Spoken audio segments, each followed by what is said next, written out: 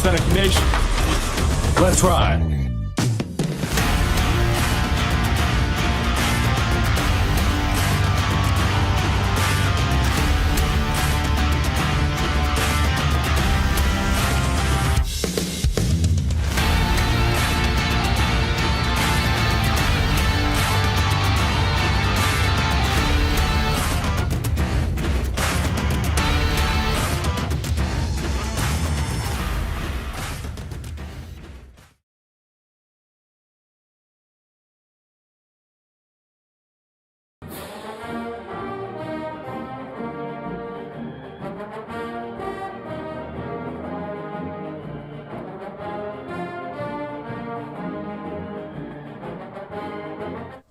Good evening, ladies and gentlemen. Welcome to the Coach's Corner. I'm your host, Nate Mullins. I'm joined by my co-host, Greg Kinn. We also have our special guests today, Gibsonburg Golden Bears head football coach, Joe Wyatt, joining us.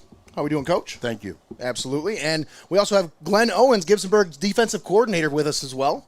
How are we doing, Coach? Great. All right, guys, let's talk some football. So you guys got out to a hot start this year. 2-0 start. Coach, we'll start with you.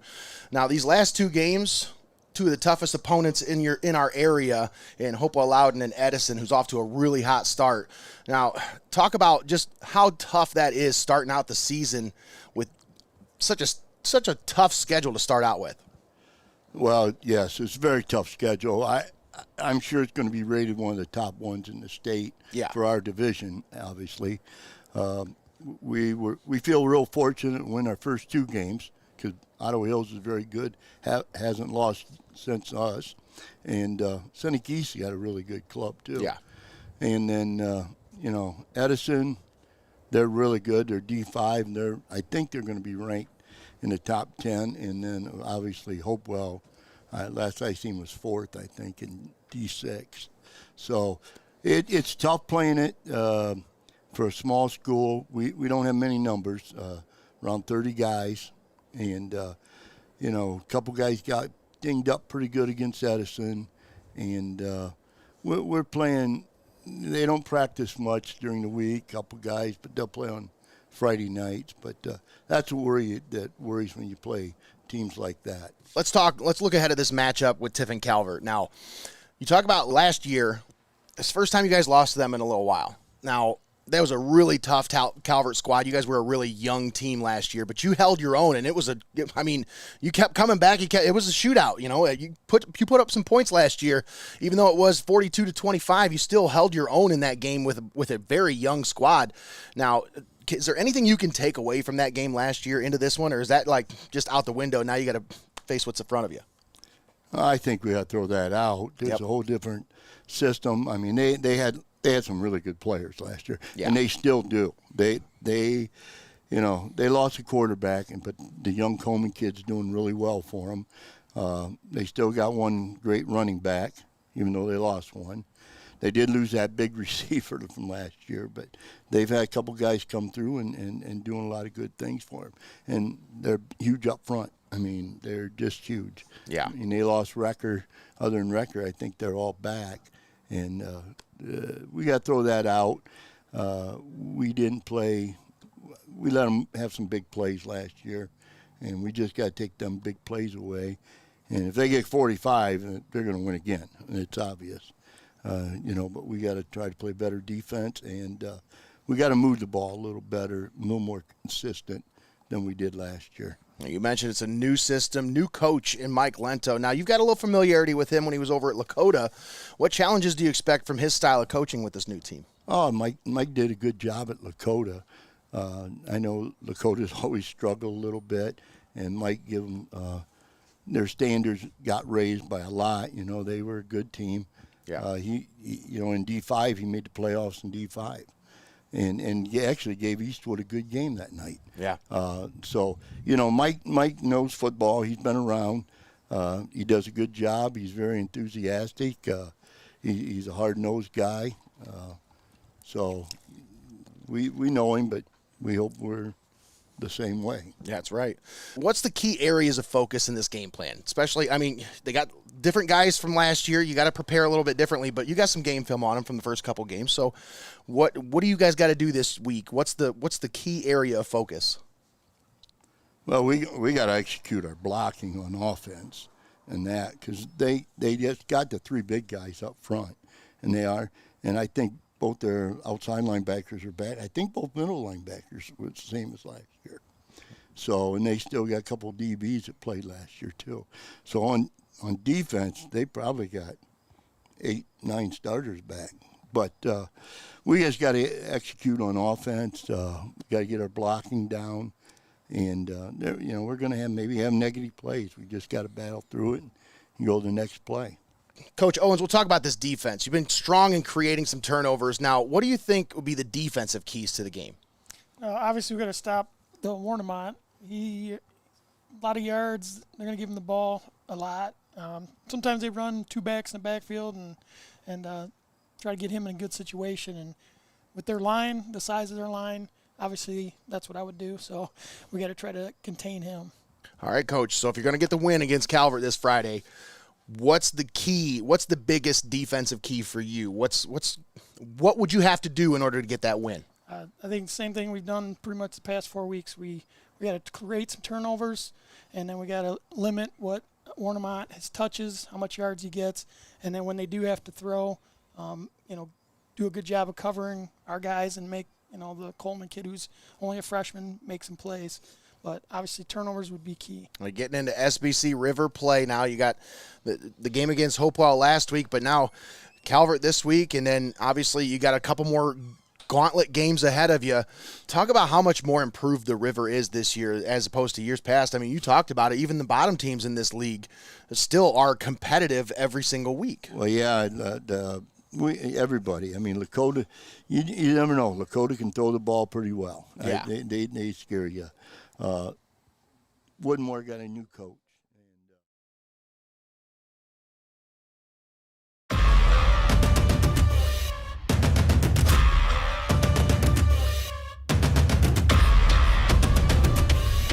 Seneca Nation, let's ride.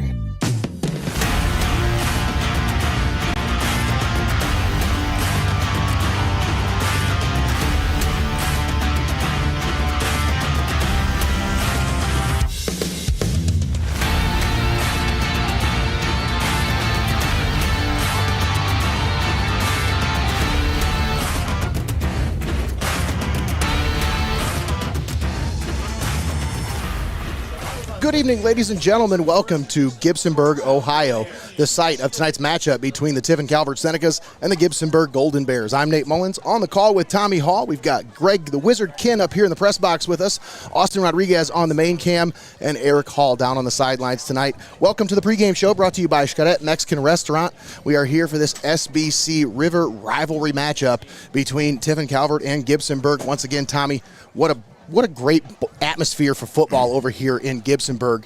But, man, I'm excited for this one. Excited to be on the call with you tonight, partner. In a blink of an eye, Nate, we're here at the midseason, week 5 already, and I think Calvert holds a lot of its own destiny in its hands here tonight as they take on a very tough opponent in the Gibsonburg Golden Bear. An SBC River opponent and rivalry that's been budding over the last couple of years between these two successful programs. You know, we talk about all of them years ago, Coach Steve Reeser, who was the coach at Gibsonburg and then came over to Calvert, which kind of started this rivalry. Now under a new regime with Coach Steve Reeser in the rear view and Coach Mike Lento in his initial contest against these Gibsonburg Golden Bears, at least as the Senecas head coach. He's going to have all he handles tonight. But if the Senecas are to win tonight and, continue to go on 4-1. The rest of their schedule looks pretty favorable leading into that week 10 matchup between them and the Hopewell Loudon Chieftains. So Calvert, again, you really control the narrative if you're able to pull a win out here tonight on the road in Gibsonburg. But the Golden Bears on their side right now, Tommy, probably one of the toughest 4-game stretches in the early going in Division 7. And, they faced 2 powerhouse teams in Edison and Hopewell Loudon these last 2 weeks. Close losses for both of those games. They were actually winning in both of those games until the end. So, Tommy, this is a Golden Bears team that's very seasoned. They're battle-tested, and they're ready for this matchup tonight against these Senecas. And we're here ready for the opening kick. Yeah, on paper, these Gibsonburg Golden Bears, again, the stat lines, they don't do enough justice to exactly what this Gibsonburg Golden Bears squad and Coach Wyatt is able to do out there on the field. All right, so Tiffin Calvert will kick off. The Golden Bears will receive the opening kickoff. So you'll see the Golden Bears deceptive offense as we start here. Opening kickoff is away, and we're underway. Fielded at the 30-yard line, and they bring it back to the 35. About the 34-yard line is where they'll be brought down. So the Golden Bears will take over there for their first offensive possession. And now Tommy, it's a Golden Bear offense. It's got a lot of different weapons that they like to get involved here. When you talk about, obviously, leading the way, Grant Smith, one of the powerhouses here in that Smith family, long lineage here at Gibsonburg. But we'll get into the player profile here in just a moment, brought to you by STEINMETZ Signs and Graphic Inc. We'll thank all of our sponsors here in just a moment, but we're underway here. First play of the game, handoff to Grant Smith. And he'll be tackled right away. Well, you hit the nail on the head about that player spotlight presented by STEINMETZ Sign and Graphic Inc. Take a look at this Gibsonburg Golden Bear offense coming into tonight. Led by quarterback Reese Walby. Pieces to this offense, you see him as kind of a two-headed monster as he's a rushing attack, and sometimes he takes those snaps and has been able to be effective on the ground. That's what you got to watch from this Gibsonburg Golden Bear offense. They got two different backs that they give you a look at, and you see one right there. That's Grant Dawson. Grant Dawson, the ball carrier. And now, Tommy, these are the early plays is where they kind of show you, the look that they want to give you. And then later on in the game, they're setting you up for some stuff later on when they get your defense aligned where they want you. 3rd down and 5 coming up here for the Golden Bears. Ball at the 38-yard line. They need to move it past the 43 to convert. 3 receivers set, shotgun formation. Walby takes the snap, pitch out to the right for Dawson, and he's going to be brought down short of the first down, right about the 41-yard line. They'll need 2 more to pick up the first, and we'll see what they decide to do. I bet they'll keep the offense on the field here, but nope. I just read Joe Wyatt's lips, and he said, nope, punt it away. So they're going to play the field position game here.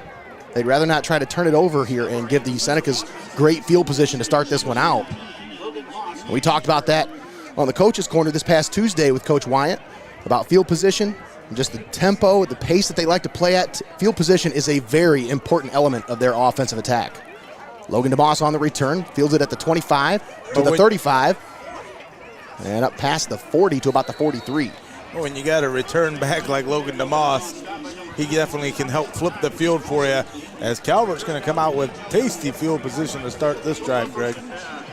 Let's take a moment and thank our sponsors real quick, as we'd like to thank all of our sponsors for allowing us to bring this broadcast to you live and paywall-free on Heart of Ohio Sports. Thanks to XCARET Mexican Restaurant, Your Legacy Federal Credit Union, Hope in Fostoria, National Machinery, First National Bank of Sycamore, UIS Insurance and Investments, Benchwarmers Restaurant and Delivery, Forte Music, and we'll get to the rest here after this next play. 1st and 10, Senecas.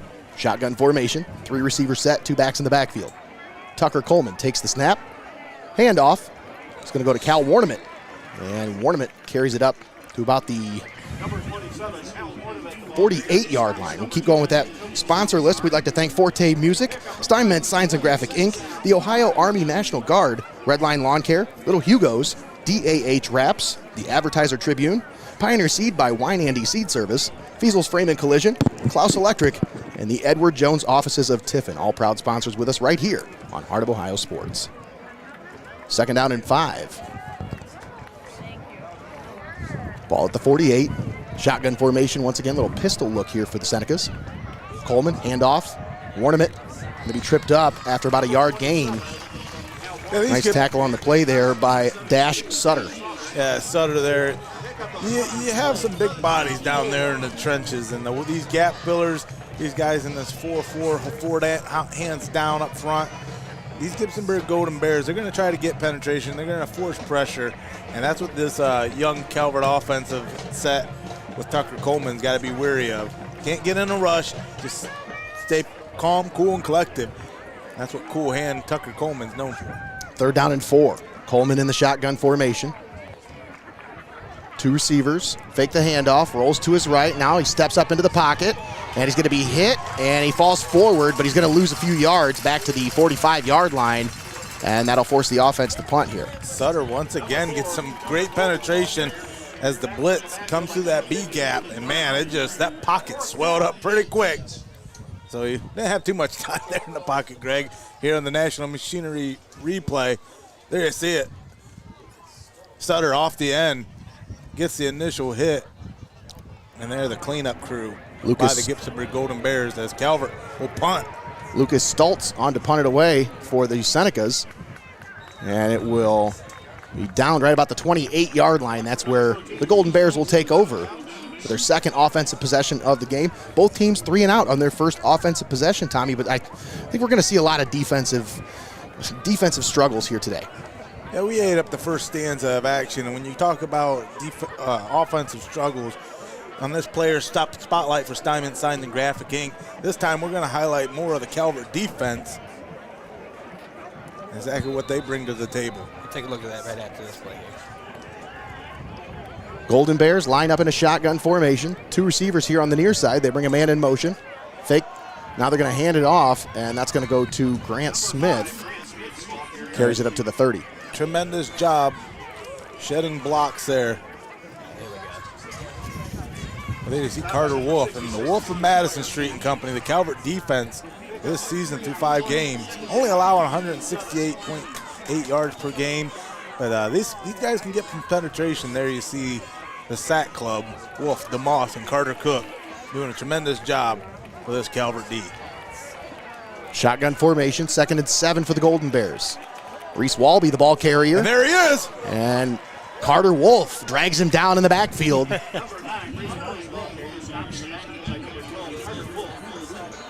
Wolf of Madison Street making his presence known.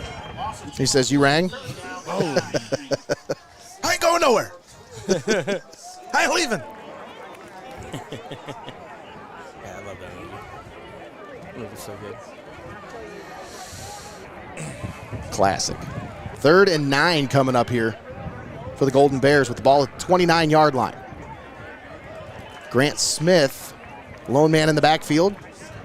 Reese Walby under center.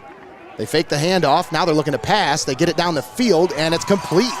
Complete to his receiver, Luke Foster, who's got it down inside Calvert territory, down to the 47-yard line.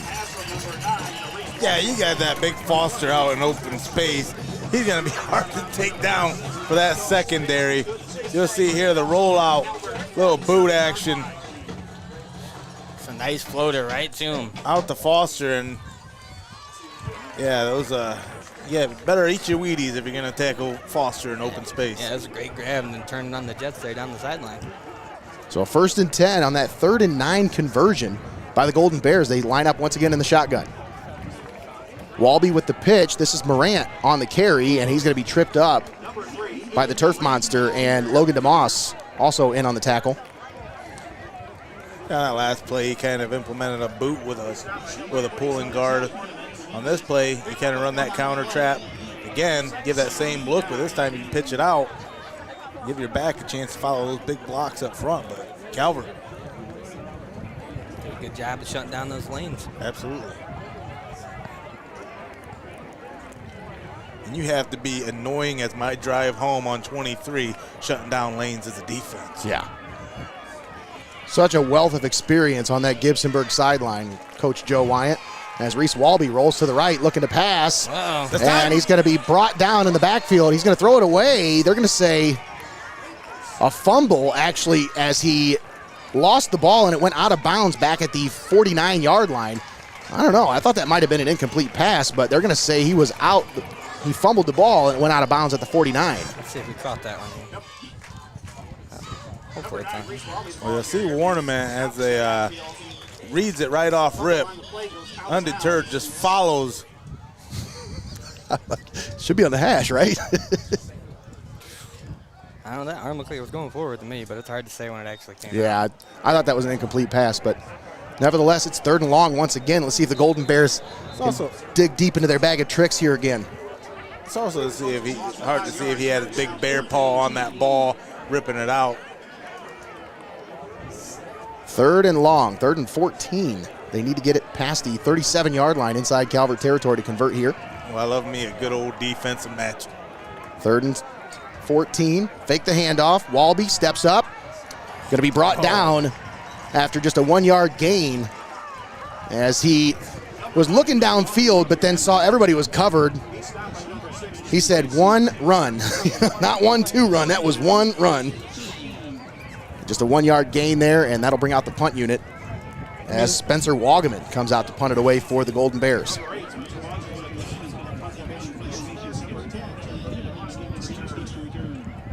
Logan DeMoss already with a punt return for a touchdown on the season. Stands back at the 17-yard line awaiting the punt. This is a deep punt back to the 18. DeMoss Nice on the return. redirect, but there's going to be a flag. And there's going to be Multiple. looks like possibly an offensive or a flag on the return team and then possibly a flag on the tackle. We'll see what the call is here because there are 2 flags on the play. I don't know if they're going to get Stoltz for a crack back or they're going to get him on hold, but something opened up a lane for DeMoss to return back and cut back, and they threw the flag immediately. We'll see what the call is here.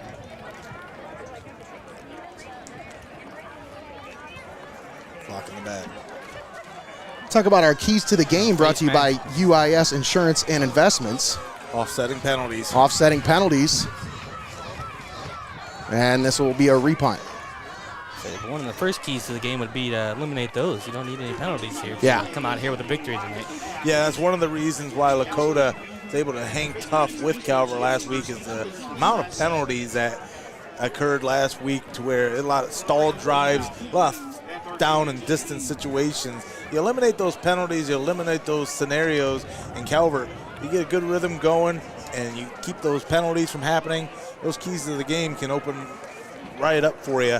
And these Calvert Senecas minimize those mistakes and take advantage of opportunities. But these Golden Bears, they've done a tremendous job thus far as this punch just, That goes through the hands of Logan DeMoss and out the back of the end zone. And it'll go back to the 20-yard line. I think there might be a sideline warning against Calvert over there, as that's usually about where that flag is thrown. We'll see what the call is here. Possibly a late sub. You won't get a late sub if you order from Benchwarmers, though. It'll arrive right on time. That sounds like my dinner last night. Having a nice late sub. Let's check in with our sideline reporter, Eric Hall. He's got our weather report tonight. Eric, how's the weather down there, man? We're fighting some rain here. It keeps picking up a little bit and it keeps dropping off. I'm hoping we're going to be able to fight it, but looking at the radar, we're going to get some more rain about 8 o'clock. Shh, you hush. Be quiet now.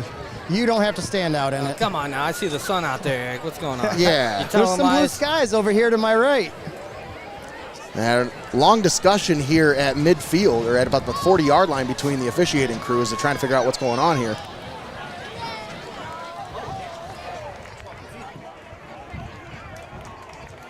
And this one's going to go against Tiffin Calvert.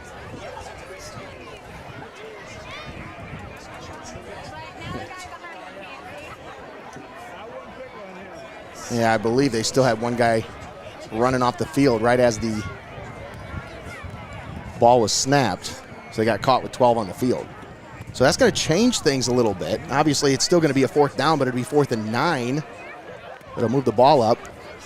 Oh, that's actually 15-yard penalty? Okay. Had to be, yeah. Illegal participation penalty.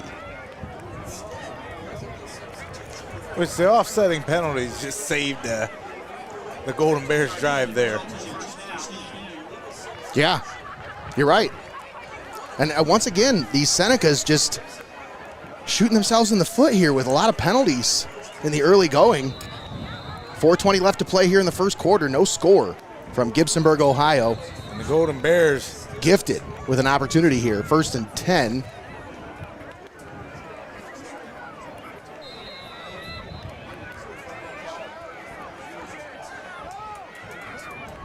all on the 35. Reese Walby handoff.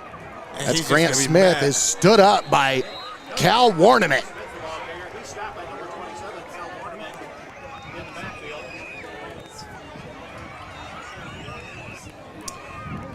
little bit of a fire lit under these Senecas as they are getting some tremendous penetration. They're reading these plays, reading their keys. Just yeah, they didn't bite on it's like run, spot, run.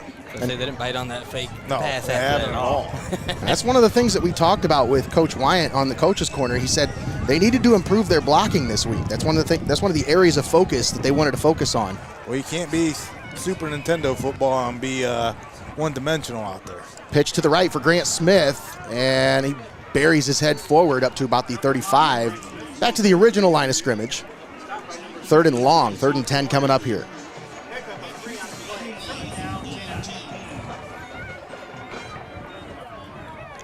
Back to those UIS Insurance and Investments keys to the game. For Tiffin Calvert here tonight, Tommy, I really think defense is going to be key. And they're so far here in the early going, they're showing up to play here tonight. They have to force some turnovers, though. That's going to be key for Tiffin Calvert. If they want to come away with a win here on the road, they're going to have to win the turnover battle. I think that's big key for them. Brought to you by UIS Insurance and Investments. 3rd and 10. Walby rolls to the right. Looking. Pump fakes. And he's going to throw it down the field, and it is broken up at about the 20-yard line, intended for Aiden Morant. And that'll bring up 4th down. 4th and 10 at the 35. Now, this is going to be an interesting call here. See, if they go for it, I understand it. But if they punt it, I also understand it. Because, I mean, you could really pin them deep here with a good punt. They're going to keep the offense on the field on 4th and 10. It's a game of inches. In this scenario, again, you've already lost the series and were forced to punt earlier, and then that offsetting penalty gave you another bite at the apple. In my opinion, this is almost a free drive. Yep, it's like house money. Once again here at Robert Krotzer Field. Yes, I got you down there, Eric. You're good. There we go. Walby back to pass, slings it left. That's complete to Foster in the open field, and he's going to be brought down well short of the 1st down. That defense. At about the 32-yard line. Seneca's defense just swarming to the ball carrier. Yeah, we talked about this in previous weeks, guys, about how quick that defense is to swarm to the ball. And Nate, you talked about that being a key to the game and them being able to keep up with Gibsonburg.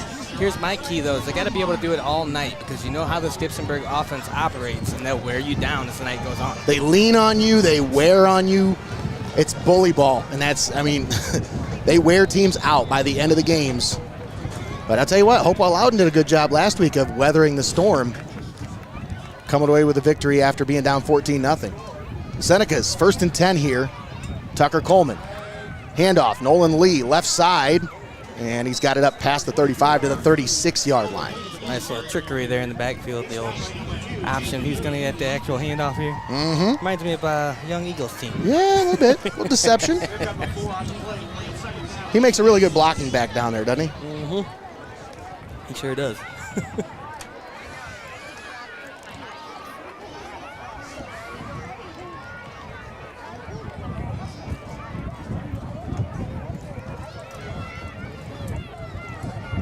Once again, we want to thank UIS Insurance and Investments for their keys to the game.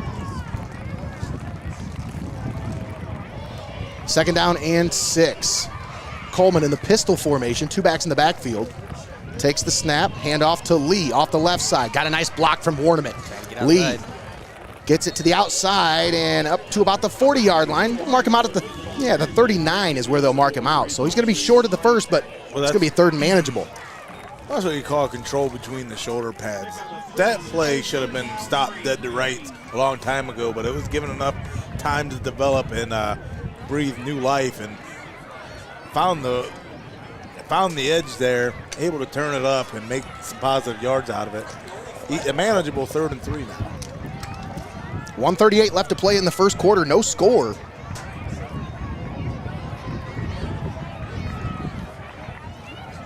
Tucker Coleman in the shotgun. 3 receivers set.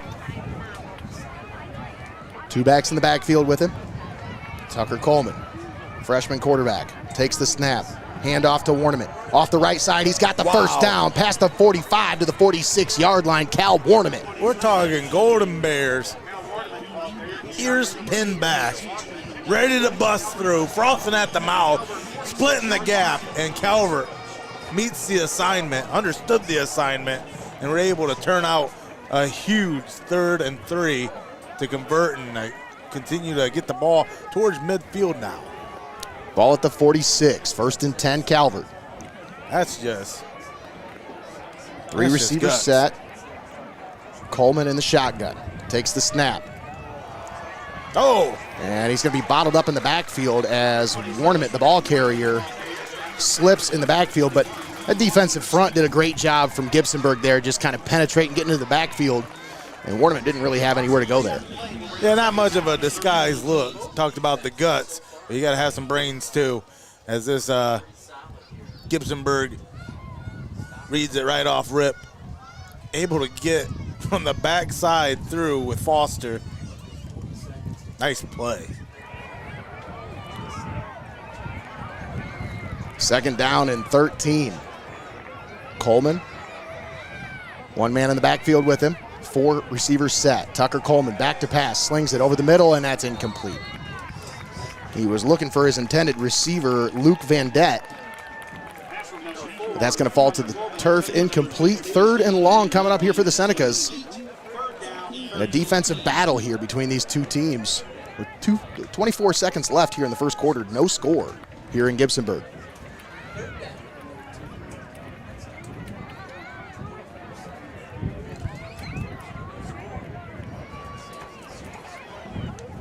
Sometimes I don't like how close in they play the Sam. Yeah. Give him some space. I'm gonna give him the space there.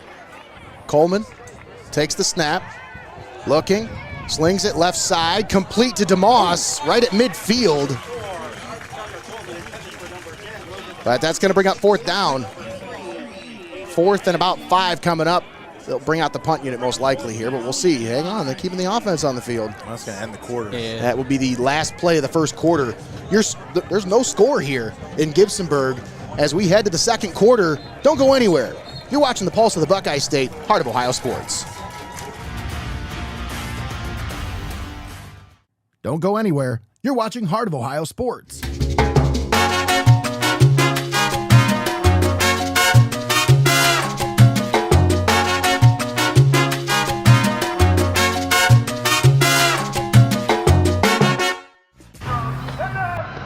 At Heart of Ohio Sports, it's obvious. The first thing that comes to mind is sports. But we do a lot more than just cover live sporting events.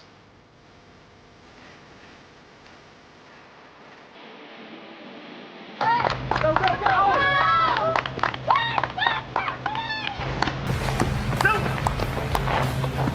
When we want to watch our highlights from last night's game, there's only one place we go: Heart of Ohio Sports. We are your neighbors, your sons and daughters. We are learning life and job skills and getting an education. We're proud to serve Ohio. We are your Ohio Army National Guard. Learn more about part-time service at nationalguard.com/OH. It's time for high school football on Heart of Ohio Sports. All right, and we're back here in Gibsonburg. No scores. We start the second quarter. Tiffin Calvert with the ball at the Golden Bears 49-yard line. They'll bring out the punt unit here on 4th and 5. Lucas Stoltz stands with his heels on the 38-yard line. Stoltz gets the punt away. Nice punt. Hits at the 20. Takes a sideways roll inside the 10 down to the 9-yard line. And Lucas Stoltz once again showing off that leg on the special teams unit. Yes, he's done a great job so far this year in the punt game.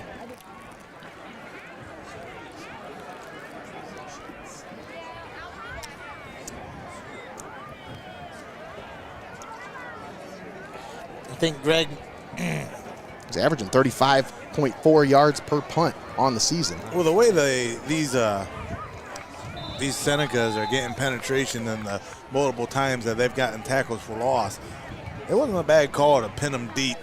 Even get in the backfield and get some TFLs here. And the handoff up the middle. Gibsonburg, they got to get out of that precarious position. What better way than to just hand it off right off rip to Grant Smith. Grant Smith is the ball carrier. And he picks up a nice gain. Give him 6 on the carry, maybe closer to 7. Wow. 2nd down and 3 coming up. That was an unassuming run, too. Just Kind of take a hop forward there at the end. Yeah, I like a little lunge forward. Just a little belly there. Handoff once again, Smith. And now he's into the open. To the 40, to the 50. It's a foot race. Nolan Lee giving chase. He's going to chase him down. Wow. All the way down to the 25. I thought he was gone, Tommy, but Nolan Lee with those wheels chases him down from behind.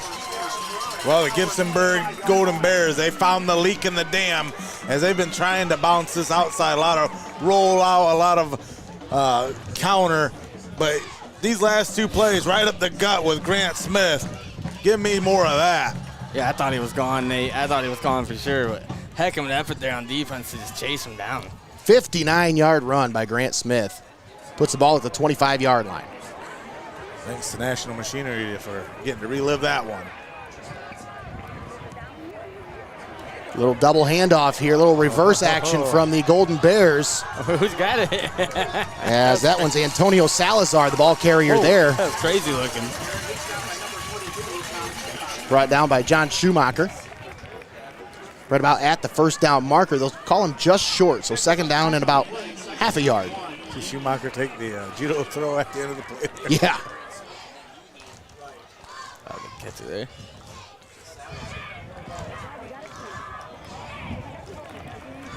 Ball at the 16-yard line. 2nd and 1. Here you go. If you're Gibsonburg, you want to ride the wave right here. Golden Bears inside the Benchwarmers red zone. Handoff. Smith up the middle. Fighting. It's there. Breaks a tackle, and he is into the end zone. Carries defenders with him. All the way into the end zone for the touchdown. 16-yard touchdown run from Grant Smith.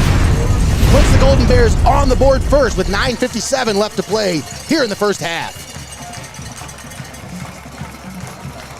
So a 59-yard jaunt set the Golden Bears in great field position after being pinned at their 9-yard line on this drive, and then to go 59 yards and then an additional 12, and then go into the and hit Pater. Man, Greg. How about the legs on that kid, guys? He just stopped almost dead to rights at the 5 and just kept driving and driving until he got across the goal line. Well, you see why tackling is such an important element. Arm tackling isn't going to do it. You keep those feet moving, those legs turning, to get something out of it, and that's what Grant Smith is a prime example there. They had him stopped. At least they had the defender there to make the stop, but he just ran right over him. They stopped the momentum, and he just said, no, I'm going to keep going. No, that's what I said. I mean, the reason why it's called football, it's a game you utilize your footwork. It's so important. And you keep those feet moving, you keep those legs turning. That's the name of the game. Man on man, helmet on helmet. Who wants it more? And Grant Smith just continuing to drive those legs and got 6 on the board. Let's take a moment and thank our sponsors here. We'd like to thank XCARET Mexican Restaurant, Your Legacy Federal Credit Union, Hope and Fostoria, National Machinery, First National Bank of Sycamore, UIS Insurance and Investments, Benchwarmers Restaurant and Delivery, Forte Music, STEINMETZ Science and Graphic Inc., the Ohio Army National Guard, REDLINE Lawn Care, Little Hugos, DAH Wraps, the Advertiser Tribune, Pioneer Seed by WEINANDY Seed Service, FEASEL'S Frame and Collision, CLOUSE Electric, and the Edward Jones offices of Tiffin. Fielded at the 15-yard line. Logan DeMoss on the return to the 35 and up to the 40-yard line. Lays the wood on Chewy Rodriguez. And Senecas will take over at their own 40-yard line. Yeah, Aiden Nims comes in. There is a flag on the field, but we'll see what the call is here. Returns out to the Calvert 40-yard line where they'll take over first and 10. Pick up the flag. Oh, they're going to pick up the flag. Okay. So no flag.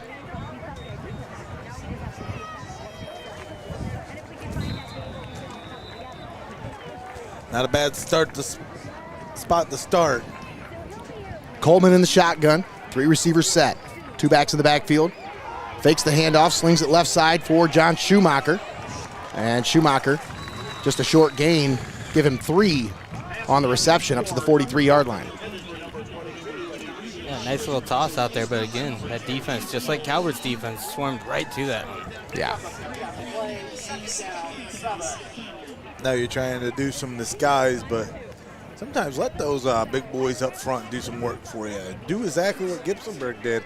They went away from scheming, and they just went straight up the gut on that drive, and they just waited for Tiffin Calvert to challenge them. Tiffin Calvert, they got some size and some strength and some speed backs as well. Get Ornament in the mix. Challenge the gap. Let's see what they can do down low. Senecas playing from behind now. 4 receivers set. Coleman in the shotgun.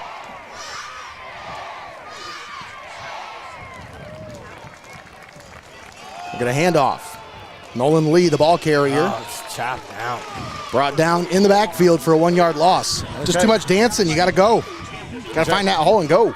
Yeah, they tried to work it between the tackles, and it did not fare well. So I guess shows what I know. 3rd down and 8 coming up here for the Senecas. Ball at the 42. What a way to just swarm to the ball.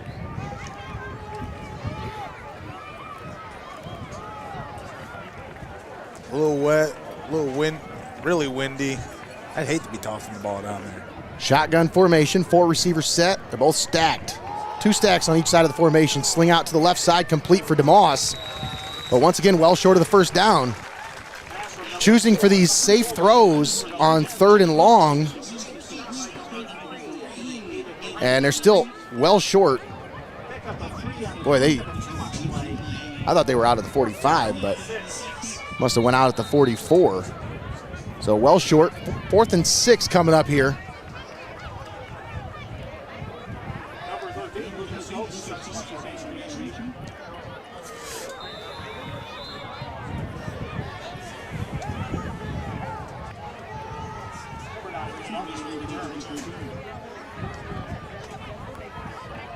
I know, I don't understand that. It doesn't make any sense. YouTube's messed up today for some reason because it's not like that on Facebook. Yeah, it's weird. We use the same service, so BAME, I don't know what to tell you. I appreciate the info, man.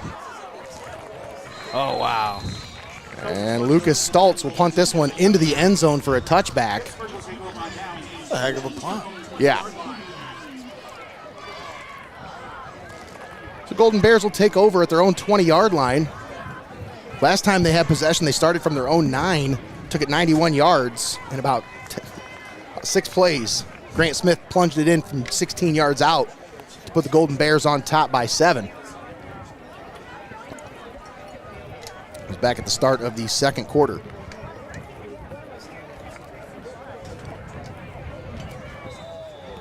Gibsonburg football, ball at the 20-yard line. 1 receiver out far to the left. Walby. Actually, that is Mooney under center. They're going to hand it off to Walby. And he's going to pick up a couple down to the 22.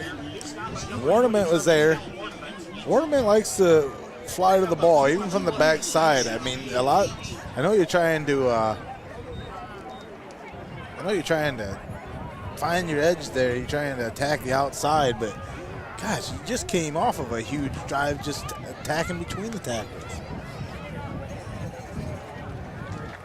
I like that look a lot more than this counter and boot look. RPO option. 2nd down and 8. You're going to hand it off. Smith up the middle. Wow. And he's got a few yards. Give him 5, maybe 6, up to the 28. A couple yards short of the first down.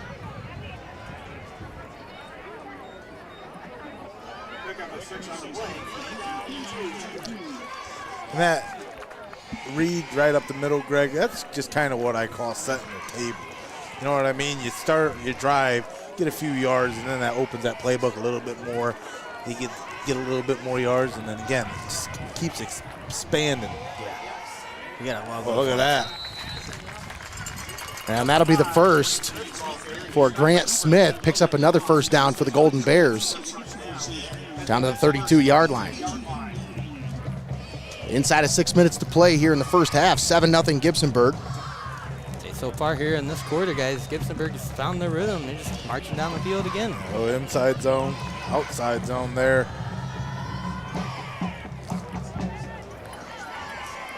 First and 10. Mooney, handoff.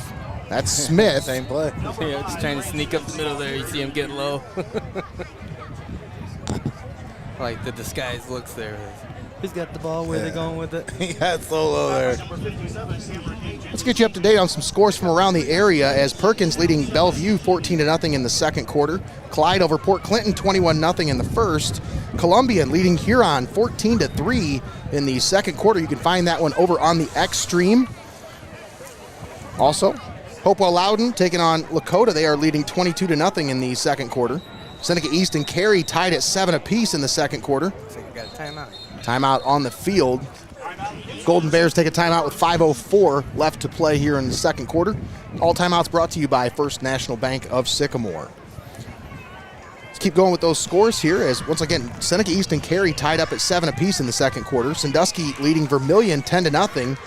Edison on top of Norwalk 14-0. Mohawk leading Bucyrus 14-0. Colonel Crawford taking out some frustration from last week on Buckeye Central. It's 30-0 in the first quarter. Monroeville 6-0 over South Central. And Findlay leading Fremont Ross 7-0. Those are your scores from around the area. I see Mohawks on a roll again tonight. You guys check out this week's Heart of Ohio Sports Observer. Has seen this nice little article talking on the area teams here. Mm-hmm. Mohawk having a great start after going 0-1 against this Calvert squad to begin the season. It's a pretty tasty cover graphic there, Tommy. Heart of Ohio Sports Observer, that's a fine read to get you prepped for game day, because trust me, I use it. There was so much in this week's edition. It was jam-packed. I mean, you had the AP top 10 poll. You had the top 10 games of the week from Kyle Holsinger. You had our coverage. And then obviously the Heart of Ohio Sports Observer. We covered the 5 coverage teams in our area. And Josh Morgert does a great job with that. Kyle Holsinger also chips in his top 10 games of the week every week. You can find that usually by Thursday right here on heartofohiosports.com. Hand off to Grant Smith, and he's going to be brought down just shy of the 40 at the 39-yard line. Red bunched everybody up there for that formation. Yeah.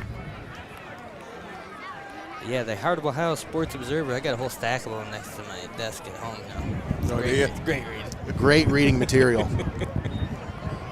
Tommy. Oh, do you? I thought you were going to say you had copies of the Observer on your dog's cage or something like that. No. Bird's cage. Bird's cage, whatever. There's other local publications for that. 3rd and 3, handoff wow. Smith, and the defense does a great job coming up to make the stop in the backfield. That's 4th down. That's going to force a punt. They'll say no gain on the play, but they're going to keep the offense on the field here, No. Tommy. They're going to try to draw them off. We'll see. They send Mooney out with a play. Telling you, Rocky Balboa, he'll tell you what happens when you get greedy and lazy. Maybe they want to ride that momentum and keep it going here. Here we go. 4th down, man in motion. Ooh. Try to get the defense to jump. They did not. I've seen this game too many times.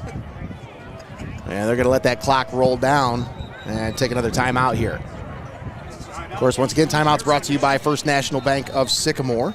Use this time to thank our sponsors here on Heart of Ohio Sports. We'd like to thank XCARET Mexican Restaurant, Your Legacy Federal Credit Union, Hope and Fostoria, National Machinery, First National Bank of Sycamore, UIS Insurance and Investments, Benchwarmers Restaurant and Delivery, Forte Music, STEINMETZ Signs and Graphic Inc., the Ohio Army National Guard, REDLINE Lawn Care, Little Hugos, DAH Wraps, the Advertiser Tribune, Pioneer Seed by WEINANDY Seed Service, FEASEL'S Frame and Collision, CLOUSE Electric, and the Edward Jones offices of Tiffin. All proud sponsors with us right here on the Heart of Ohio Sports. Now, Tommy, your coach Joe Wyatt here. 4th down and 3, you're going to punt the ball away. What are you going to do here on defense to try to get this Tiffin Calvert team, give you the ball back with a little bit more time on the clock before halftime? I think you continue to dial it up. Put the young signal caller in an uncomfortable situation. As that punter, he's been special teams tonight. That's been the difference. Yeah. It really has. Both teams, honestly, done a great job on special teams. Yeah. Just the penalty has really been the separating factor between the two. This one's a wobbler. DeMoss fields it at the 20, breaks the tackle from Morant, and he's going to be brought down by, I think that's Walby. brings him down right at the 24-yard line. Reese Walby on the stop.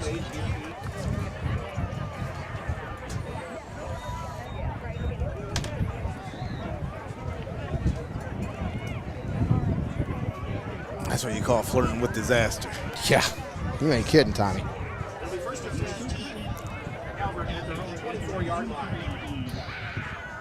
First and 10, Senecas at the 24. They bring out 4 wide receivers here.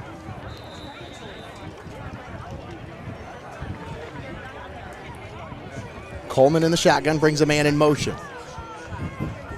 It's Dante Fabrizio. They sling it over the middle, complete to DeMoss. And he's got it past the 35 up to the 36-yard line. Reese Walby on the stop. But a first down for Tiffin Calvert. Senecas moved the ball, moved the chains. I feel Tiffin Calvert, again, they're setting up that jab to try to go for the right hook. And in this instance, they keep going to the well on different scenarios. They keep scheming up different looks. And they're shying away from kind of that normal balanced look that they usually have. Yeah. A lot of passing here tonight. Handoff off the left side. And a flag on the play. I think we're going to get this one called back here. Nice carry by Warnament, gets it up to the 45, but where can you get copies of the Observer? Well, on heartofohiosports.com. That's the only way. Greg was joking when he said he had a stack of them. We need to put that into print, though, but yeah. Print is exactly is about as. Never mind. I won't even go there. I won't even go there. I was say that's about as dying of a media as. You just take out a full page, Ed. Half a page. So we have a holding penalty there. Is that what that was? Moving back here. That is a holding penalty against the Senecas. Spot of the foul was at the 35, so it'll move it back to the. Well, they'll say it's at the 26, so it must have occurred at the 36. First and 20. 3-man front for the Golden Bears. Shift. Senecas. DeMoss, the man in motion, was looking to throw it, but now he's going to take off and run because, yeah, that was not. Whatever play design that was, we'll go ahead and scrap that one. Well, Put that one in the. You saw the shift up front, then the linebacker shift, and then the back shifted. So again, every escape lane was covered there. So it's 2nd and 20. Second and 24 after the loss of 4 on the play. Sorry, I would have pitched that on the roll. I'd flip it back to DeMoss, keep him in the pocket, and then just toss it up over the safety. Should have had one single down. 2 receivers here on the near side of the field. 2 backs in the backfield. Coleman takes the snap. Handoff, Warnament. Got a little running room. Breaks a tackle. Has it down past the first down, but the ball comes out. Reese Walby recovers the football. Strips it out. And Warnament had the first down, but he didn't tuck the ball at the end of that run, and Walby just came out and stripped that thing right out.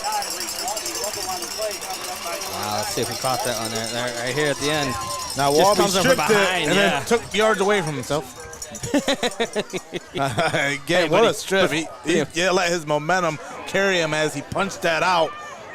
What an athletic play, heads-up play by Walby to have the presence of mind to punch that out, strip it out, be able in stride to grab that ball. Yeah. I mean, you couldn't even see it. Well, he was the last line of defense, and I mean. How about a momentum killer there, guys? Yeah. Actually breaking that big run there for a first down. He just comes in at the end and says, nah, we'll take that back. Handoff. Oh, This is going to. This is Morant on the carry to the outside, and DeMoss will bring him down inside Seneca territory at the 48-yard line. But a nice pickup there by Aiden Morant. That's a 2-minute drill run. He had designed to get a huge chunk play, design it to the outside. Inside of a minute to play here in the first half. Golden Bears lead 7-0. Handoff. Smith. He's got the first. Up to about the 43-yard line. Clock continues to roll once they get those markers set. 46.5 seconds left here in the first half. Stadium coming alive.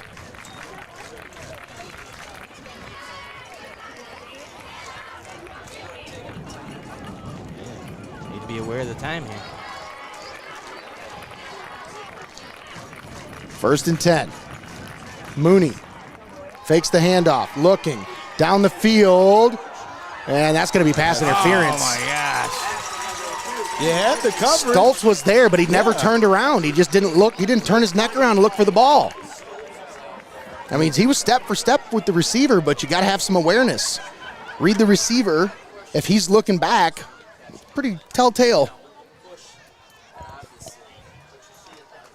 Well, mark off 15. It's not a spot foul. Wow. So with the penalty, it'll move the ball to the 33-yard line. Oh, they're only going to call holding defense instead of pass interference. Wow. Okay.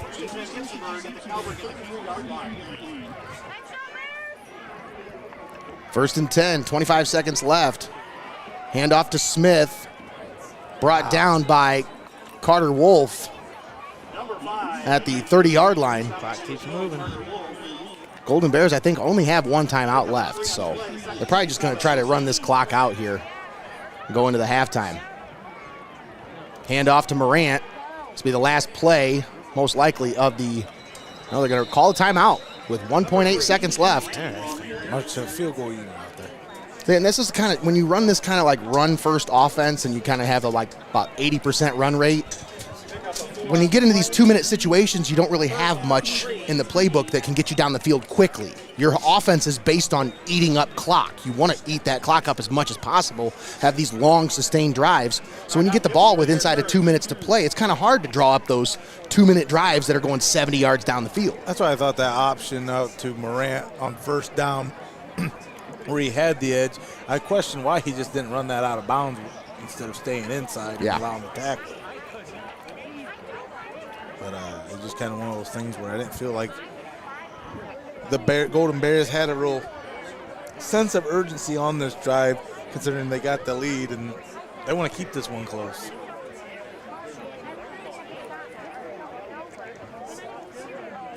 .8 seconds left. Last play here in the first half. Remember, this is a chance to get points off of turnovers, and that's going to be the key difference here in this close matchup. Points off turnovers. Camden Mooney. A little trickery. Trying to get the ball downfield. They got a receiver in the end zone. Nice play by the Calvert defense as Logan DeMoss and John Schumacher combine to break up the pass. We end the half here from Gibsonburg, but here at the end of the play, take a look. The toss. DeMoss right at the last second coming across to make maybe the play of the day, because the intended receiver, he had his man beat. He had the... That was a good throw, too. Yeah. Tommy, it was on his hands, right where you want it. So we'll go into the half. Golden Bears on top, 7-0, Nate. That's right, folks. Don't go anywhere. We'll be back with the halftime show brought to you by our friends at Hope in Fostoria, where we will have the marching band performance presented by Forte Music. That's all coming to you next right here on Heart of Ohio Sports. It's 7-0 Gibsonburg. We're headed to halftime. Don't go anywhere. You're watching Heart of Ohio Sports. Hope in Fostoria is your prevention headquarters. Overseeing CARSA, they lead the fight against substance abuse with impactful campaigns like Parents Who Host Lose the Most, Red Ribbon Week, and the Hidden in Plain Sight display. They also drive the Suicide Prevention Coalition, promoting the 988 Crisis Hotline, mental health awareness, and Max's Miles Suicide Prevention Walk. Hope in Fostoria would like to remind you that mental health and addiction issues do not discriminate, but sometimes people do. Words matter. Stop the stigma. The words we use to describe mental illness and substance use disorders can impact the likelihood that people will seek help and the quality of help they receive. The language used relating to addiction is important. Using the right words helps to decrease stigma. Here are some helpful tips. Talk about substance use disorder as a chronic illness, not a moral failing, and be a leader in reducing stigma and promoting recovery from this disease. Learn more about Hope in Fostoria and reducing stigma at hopeinfostoria.com. Welcome to your Legacy Federal Credit Union, your trusted community credit union for over 70 years. We're not just a credit union, we're your personal financial counselor. Your Legacy Federal Credit Union is a full-service financial institution tailoring solutions to your needs. Whether it's your first home or planning for the future, we're here to help you find success. Your Legacy Federal Credit Union, a legacy built on trust, commitment, and community. Your legacy, your legacy.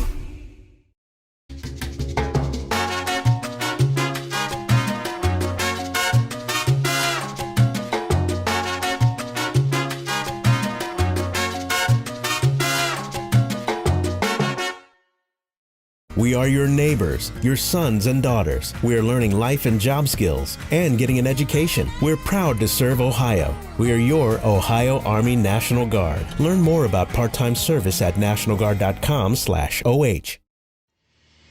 For over 150 years, National Machinery in Tiffin has been setting the standard in metal forming technology. Our innovative cold forming machinery is trusted by industries worldwide, from automotive to aerospace. We pride ourselves on delivering top quality products and world-class customer support, ensuring your business runs smoothly. At National Machinery, we're more than just a company. We're your partner in precision, innovation, and success. Visit us online and see how we're shaping the future, one part at a time. It's time for high school football on Heart of Ohio Sports. We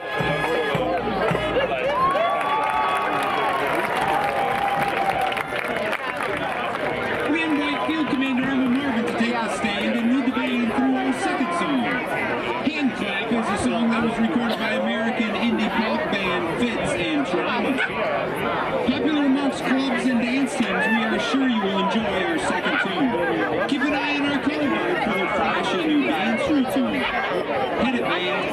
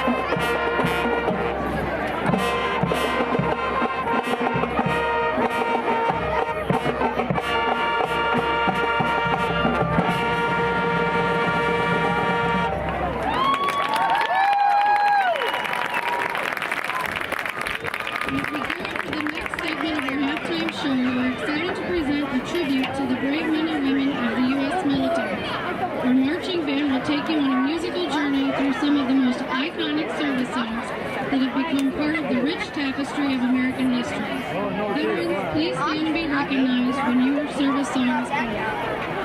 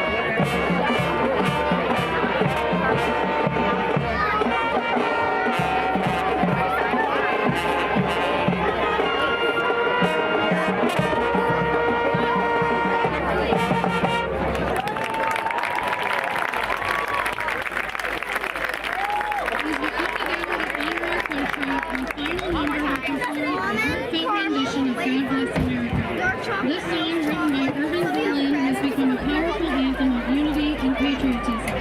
Our thanks to Boy Scout Troop Number 408, Cub Scout Pack Number 408, and members of the Gibsonburg Student Section for their help at the flag. Also, we would like to welcome the Gibsonburg Middle School Band as they join us on the field for God Bless America.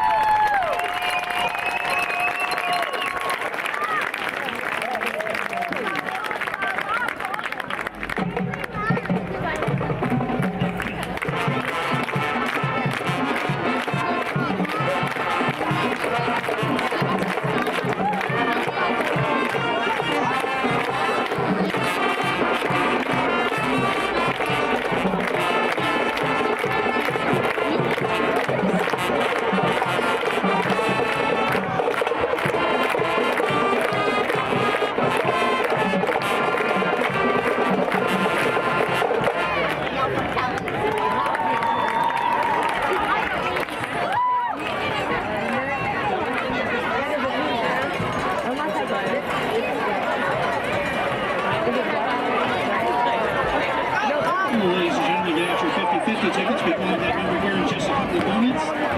Tonight's ticket is worth $393. We claim back here in the first. Don't go anywhere. You're watching Heart of Ohio Sports. At First National Bank of Sycamore, we are a truly local bank that is community-based and community-focused. We are invested in your success, and our team is here to help. First National Bank of Sycamore, banking that just makes sense. We connect fans to the action like no one else can. As a business in today's market, you got to stay ahead of the game. And what better way than to get on board with the fastest growing brand in media today? I mean, you can take it from me, but you can just listen to them.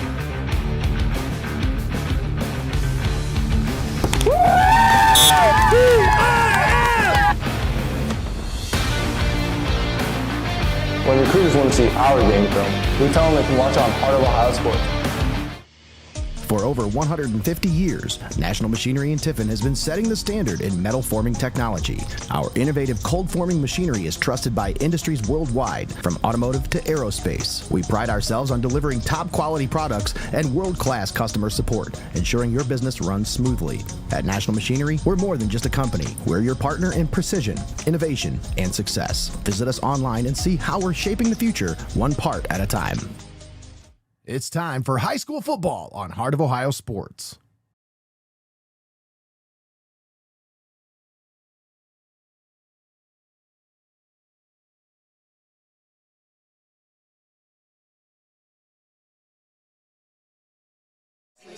Welcome back to Gibsonburg, Ohio. We're here with a halftime show brought to you by Hope and Fostoria. It's 7-0 Gibsonburg. We got a few minutes before the start of the second half, and you know what that means, folks. It's time for everyone's favorite segment.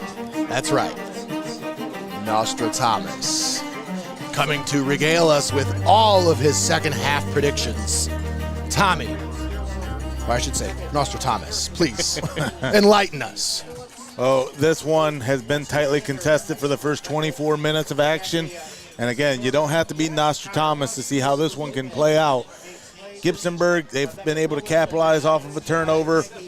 The penalties continue to be the bane of the existence of the Calvert Senecas. I think here in this second half, Calvert gets another bite at the apple. They get to try to finish some unfinished business they left from the first half, leaving points out on the field. Come out of the locker room, get a stop, get some points on the board, get this one back to a 0-0 ball game, and then you just continue to run the tempo of this one. Put those penalties and those mistakes in the rear view. Try to clean up this ball game for the last 24 minutes. And I think Calvert really fares a good chance, even though they're behind the 8 ball here. They really just have to get something going on offense, Tommy. They've kind of had a couple of promising drives stall out as they get past the 50-yard line. They really need to get something going and get this ball inside the red zone, get some points on the board here with this first drive, as I believe they're going to start out with the opening kickoff here, as I believe Gibsonburg had the opening kick to start the first half. So, and I think that's, again, one of those reasons why Nostradamus kind of lends itself the way of the Calvert Senecas, because I think Gibsonburg's been afforded too many chances in the first 24 minutes for this to only be a 7-point ball game. Gibsonburg either is going to have to come out and really put the boots to Calvert here in this second half, or Tiffin Calvert is going to come alive here in the second half and be able to sneak one out on the road here. Well, there's your Nostradamus predictions for the second half. Of course, our halftime show is brought to you by Hope and Fostoria. We'd like to thank them, as well as our marching band performance sponsor, Forte Music. We'll get ready to start this second half here. That Gibsonburg band sounded good tonight. They really did. Both bands sounded great. Take a moment and thank our sponsors before we get started here in the second half. We'd like to thank XCARET Mexican Restaurant, Your Legacy Federal Credit Union, Hope and Fostoria, National Machinery, First National Bank of Sycamore, UIS Insurance and Investments, Benchwarmers Restaurant and Delivery, Forte Music, STEINMETZ Signs and Graphic Inc., the Ohio Army National Guard, REDLINE Lawn Care, Little HUGOS, DAH Wraps, the Advertiser Tribune, Pioneer Seed by WEINANDY Seed Service, FEASEL'S Frame and Collision, CLOUSE Electric, and the Edward Jones offices of Tiffin. All proud sponsors with us right here on Heart of Ohio Sports. 7-0 Gibsonburg as we start the second half. Spencer Wagaman gets ready to tee this one up, kicks it away. And this is a deep kick. It's going to go all the way into the end zone for a touchback. And the Senecas will take over at their own 25 or at their own 20-yard line. I think that's a pretty wise strategy there, Tommy. Don't put the ball in the hands of Logan DeMoss and make them drive the length of the field. Make them go 80 yards. Because Logan DeMoss has given the Senecas a few different short field situations. The last time he returned it back to the 40-yard line, so that's something that they're probably keeping in mind for the rest of this one. Of course, we mentioned that during the coach's corner at Benchwarmers this past Tuesday. See if they start off with a wide receiver screen. Senecas in the shotgun. Coleman slings it out to the right, and it is broken up by Grant Dawson. Excellent coverage on the play by Dawson as he broke on that one as soon as the ball was in the air.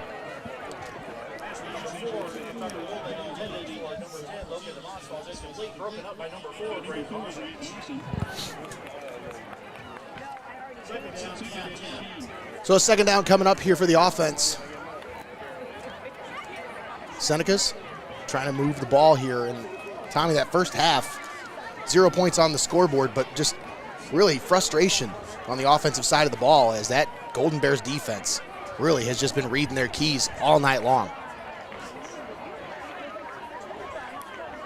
2nd and 10. Coleman takes the snap. Handoff. Warniment off the right side. Follows his blockers. And he's got it up past the 25 to about the 26-yard line. Yeah, Hunter Wasserman right on his heels. Warniment able to turn that one up. Makes it a 3rd and manageable, Nate. That's what you needed right there, 3rd and 4. As Tucker Coleman brings the play in from the sideline, Nolan Lee checks out. So you probably have a single back set here with 4 receivers. As you've got Logan DeMoss, Dante Fabrizio, and Carter Wolf here on the near side. And on the far side, John Schumacher. Defensive line shifts to the right. Coleman, low snap, slings it out to the left, and it's incomplete. Looking for Schumacher. Actually, he's looking for Warniment out of the backfield. And that'll be 4th down. Tommy, these passes behind the marker on 3rd down. I understand you got a freshman quarterback. You don't want him to make a lot of mistakes. You don't want to hurt his confidence. But, man,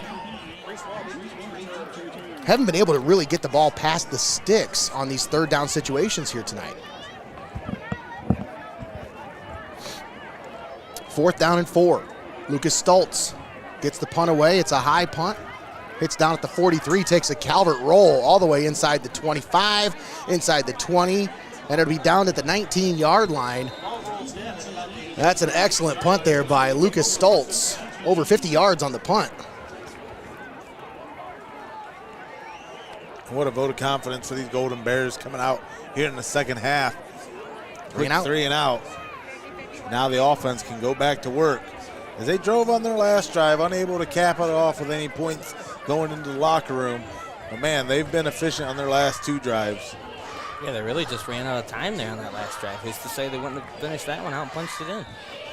Yeah. The Senecas need to get a stop early on here in the second half. They're going to hand it off to Smith as he bounces on the outside. Talk about lowering your head. Yeah. Going to clean him up. Lowering the boom. Gets the old stiff arm with the left. Stiff arm with the left arm, lowers the shoulder and lowers the head. Just keeps driving forward. That's a tough runner. Stiff arm with the helmet there. Stoltz gets him at the sticks. 2nd down and 1 coming up after the 9-yard gain on 1st down by Grant Smith. He's just finding a rhythm here now. Yeah.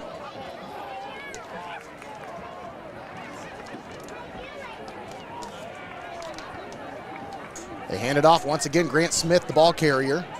And he's going to have the 1st down inside. And continuing to move those feet, they're just going to have to call it dead. And it took the entire Calvert defense to bring him to the turf. Now is Grant Smith kin to Connor Smith? I believe so. Yeah. Bell cow running back of the Golden Bears from a few years ago. Lost graduation to Grant Smith in his stead. Smith came into this one averaging over 5 yards a carry, just under 90 yards per game, 359 yards through 4 games. Takes the carry up to the 35, maybe the 36-yard lines where they'll mark him down. Good for 3. Yeah, even when he was stopped, he still bowled ahead for 3 more yards. Yeah, I was going to say, these guys run and they lower their shoulders so low that these tackles kind of look like they're almost doing front flips when they get tackled. Yeah. Again, you got to meet momentum head on if you're a defender. You clack those pads together and you drive your opponent back. When you're just jumping on a body, jumping on a back who's running the ball, you're allowing that momentum to carry forward, and that's not what you want. You need stops for losses. And a handoff. Nice skip. This is Reese Walby on the carry. He's got it past the first down marker up to the 47-yard line. Reese Walby. That's good for 9 yards and a Golden Bears first down.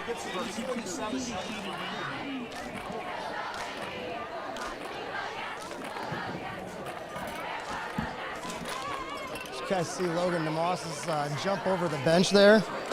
I As he did was running not. out of bounds. Gave me a little smirk as he was going by.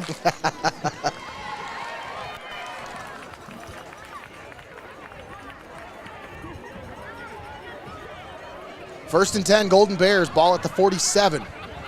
Handoff. And this time, Antonio Salazar on the carry. And he's got it inside Seneca territory down to the 49-yard line.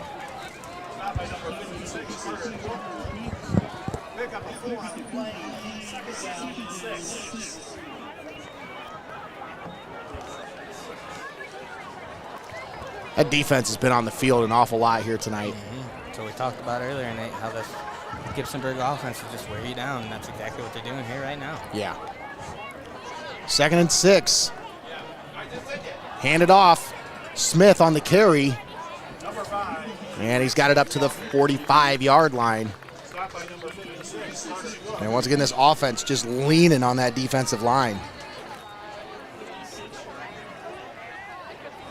I feel like if you were making a movie about football, this is the type of game that they'd show. Just kind of back and forward, not much going, just real cliche, nothing too fancy, you know what I mean? No breathing room for either side, really. No.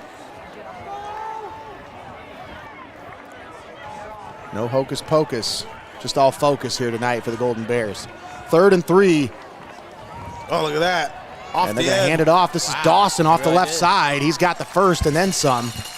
Inside Seneca territory down to the 34-yard line. They do such a great job disguising those handoffs. I can't even tell half the time who took the ball. A nice little kind of sweep action with Dawson. Quick handoff as he came out from under center. Ball is marked at the 33-yard line. Take a look at it here again, guys. Just a nice, real quick handoff, real quick right there. It was under center. Camden Mooney's been taking most of the snaps here tonight after the first quarter. Reese Walby kind of started out at quarterback, but since then we've seen Camden Mooney really take over the quarterback position as Grant Smith, the ball carrier, gets it up past the 30 to the 29-yard line. Yeah, I love that motion before those runs where the guy comes inside like that and he goes right up and blocks right in the lane where you need him at. I mean, they're dealing right now, Tommy.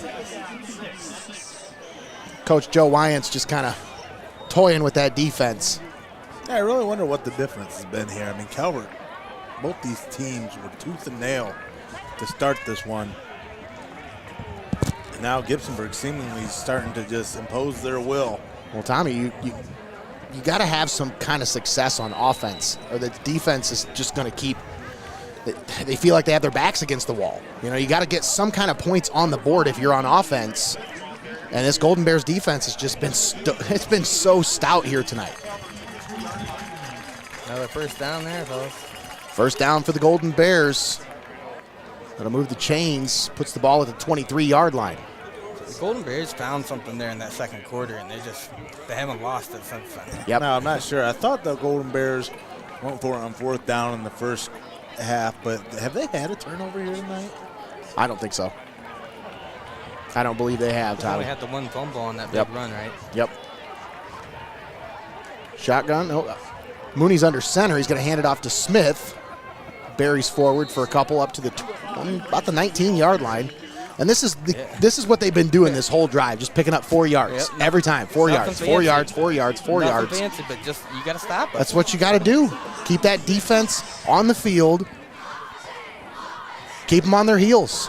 Keep them guessing. Because right now, that's what it looks like they're doing right now. They're not really reading their keys. They're just kind of guessing. Yeah, bring the rush.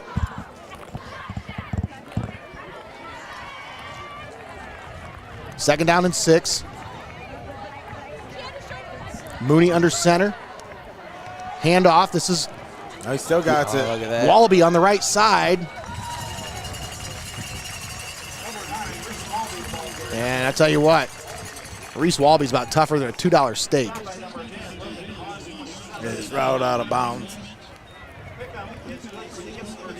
Kid plays both sides of the ball. It's Gibsonburg. Rarely ever leaves the field. This is their opening drive of the second half. Mm-hmm. After a 3 and out by Calvert. I was going to say, their first drive, or their last drive, going into the locker room, got them into the Benchwarmers red zone, and now they're looking to cap off where they left off there in the first half. This is that methodical approach, the Joe Wyatt offense. Handoff, Smith. And short gain up to the 9. Calvert did a good job there, closing all those gaps up on that one. Big Cam Moyer in on the stop. Now that they stopped that in the A gap, now you expect that look to be drawn to the outside.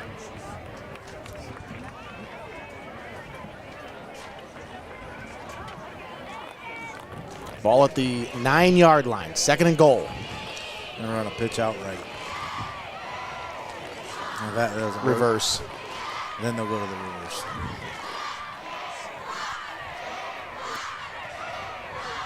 Smith on the carry. Has it up to about the 6, maybe the 7. That's where they'll mark him, at the 7. It wasn't a pitch out. It was a nice little design run. Right down at the 6. How many did you get on that? 3? 3 yards on the carry, down to the 6-yard line. You hit the nail 3rd on the and head, goal. though, Nate. That's all you need. That's right. But it's 3rd and goal at the 6. But this is 4-down territory if you're the Golden Bears here. You've used up all this third quarter clock. You're not coming out of this without a touchdown. And you're coming under center. Here's your little look, Nate. Mooney. There's the reverse. He just cuts it back up. Wow. Salazar, instead of trying to take that to the outside, cut it back up inside, and Calvert had a read on it. Some Seneca defenders awaiting him there. I think they're going to call out the kicking unit. Now, this is such a tight game, Tommy. It's just a great coaching call here, as Spencer Wagaman will come onto the field to attempt the field goal here. Yeah, you only need to win by 1, and thus far the Senecas haven't been able to muster that. Yeah. It's been a rough go for the offense for the Senecas here so far this year.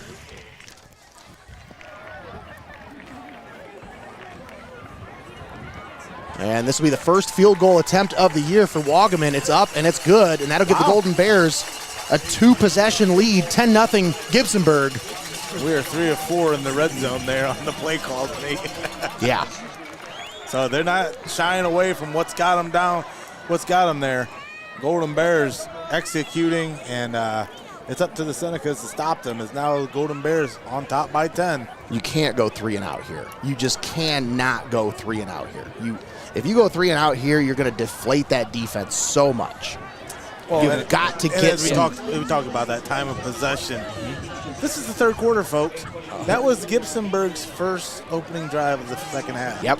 And we're at 2:45 here in the third. I feel like there's been opportunities down the field that the Senecas just have not been able to take advantage of.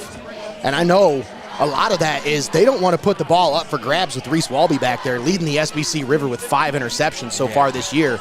They are not, this team's got 9 interceptions so far through 4 games, Tommy. They're being very cautious with the ball. But at some point, you're down 2 scores. You've got to get the ball through the air. You got to start moving the ball down the field. Yeah, you can't design your offense because you're afraid of one player. Yeah. There's 10 more you got to account for.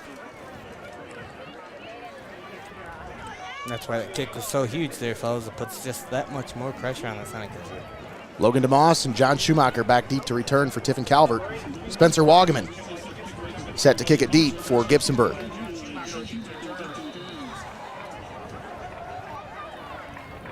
And Wagaman's kick. This is going to go out of bounds. It'll give the Senecas great field position. They'll start out at their own 35-yard line. You know, I understand trying to keep it away from the returners there, but I don't know. Last time they did a pretty good job at just kicking the ball into the end zone and letting them come out from the 20. Why you give them an extra 15 yards there? I don't know if it was Were they just trying to kick it into the dead zone over here and trying to maybe keep it in bounds? I think maybe that's slipped away from him. Yeah. Still, I don't know. I just like the game plan the last time they just kicked it through the end zone. Just keep it away from the return man. Make them come from the 20. Make them go 80 yards.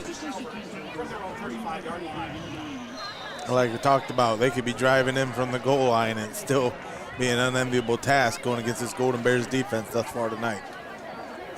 Tucker Coleman in the shotgun. Second possession of the second half for the Senecas, and that's just not going anywhere. They're just waiting on them. They're just predictable right now on offense. It's really, it's a very vanilla kind of attack tonight. We're not used to seeing that. Coleman's doing a good job back there, but he didn't do that great of a job on selling that fake on that one. Yeah, that's pretty obvious that he didn't have the ball when it came this way. Personnel. You got to find something here. Get a spark going. Like you said, Nate, you can't go 3 and out here because it just puts that much more of a deficit on you. Yeah. Second down and 11. Coleman in the shotgun. One back there with him. 4 receivers set. Takes the snap. Looking. Pressure. And he's brought down in the backfield. Big number 72, Dash Sutter. Back there to make the sack. Just no separation downfield from the receivers either. This is a Jekyll and Hyde effect. What the Golden Bears have been able to do ever since the turnover that led to their first touchdown of the game. The Golden Bears have just consistently choked out these Senecas on their ensuing drives. Yeah, he had nowhere to go. Call him Dash for a reason, huh? Yeah. When you got into that backfield. 3rd and 17, and again, the way that they've been playing this one conservatively, Nate, you don't expect them to try to do anything too fancy. Just get some of it back and give them a good field position to punt. Probably just see another little 5-yard pass here. Oh, if they can get it up off the ground there. Coleman is going to be brought down in the backfield for a loss. Back at the 17-yard line. Bowling shoe ugly. Third quarter for the Senecas. Oh, man. Back-to-back 3 and out to start the second half. Just all fell apart right there from with the snap. 2 sack lunches. You got to get those snaps up. It's been an issue all year, and I did not expect to see that with Carter Cook being at the center position. He's been such a stalwart at the center spot. And I was going to say earlier, they've done a good job so far here tonight, even with the rain, but I didn't want to jinx anything, so I didn't say anything. Stoltz gets the punt away. This one's going to roll all the way inside the 30, down to about the 28 and a half. Gibsonburg will start their next drive of just eating clock. That's right. You know, that's the game plan here. 12.8 seconds left here in the third quarter. Let's check in with our sideline reporter, Eric Hall. Eric, how's the weather so far, man? I haven't seen any rain here in the second half. Has it cleared up a little bit? Yeah, it's been a great second half down here. This feels much better. It's actually starting to get a little muggy down here, so it's bringing out a little bit of bugs. So it might be a fun ride for for anybody that rode a motorcycle here. So yeah, anybody that rode a motorcycle. Huh? Motorcycle, Eric. I told you last week, those things are dangerous. They are very dangerous. Just look out for deer on your way home, bud. Yep, I got that. What's that? Deer repellent? Anti-deer spray. Get it right. Anti-deer spray. Deer spray. Got it.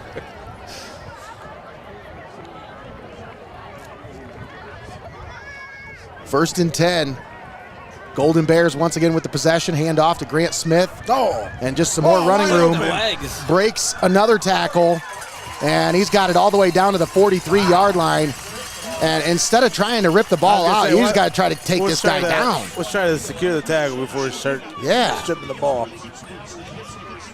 That's Smith not unable to take him out on his feet. Again, you see the brace. You attack the pins. It's no different when you hit like guys like Rob Gronkowski in the NFL just laughing at defenders because of his leg strength and the way he turned his legs. Attack the pins. That's what defenders learn. That's the end of the third quarter. Your score, Gibsonburg 10, Calvert nothing. We'll be back after this. You're watching Heart of Ohio Sports. Don't go anywhere. You're watching Heart of Ohio Sports. Stop down to Benchwarmers in Tiffin or call it in for delivery. Fresh cut fries, locally sourced ingredients, and phenomenal service. Give the Tiffin store a call at 567-268-9268 and place your delivery order now. Benchwarmers Restaurant and Delivery. Heart of Ohio Sports gives fans the access they want when they want it. And the athletes get the coverage they deserve. Our broadcasts are free, and they always will be. We don't hide behind a paywall.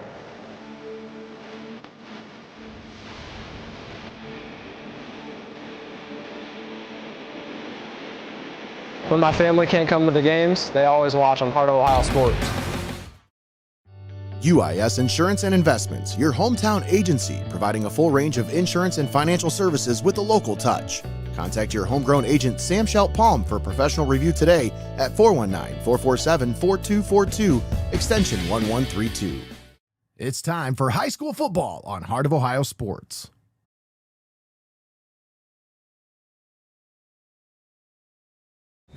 Welcome back to Gibsonburg, Ohio. We start the fourth quarter of action with the Golden Bears up 10-0 on the Calvert Senecas. Golden Bears have the possession. And a little trickery. Oh, nice. And Grant Dawson's going to be brought down in the backfield. Carter Wolf with the stop. Maybe a little bit of frustration's coming out there on that one. Yeah. Dawson was found up the creek without a paddle. Stop. That one, Wolf. Just not letting go. He said, no, come here. Dawson. I swear.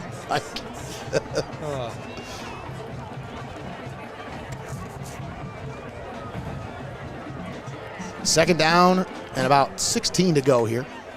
Ball at the 37-yard line.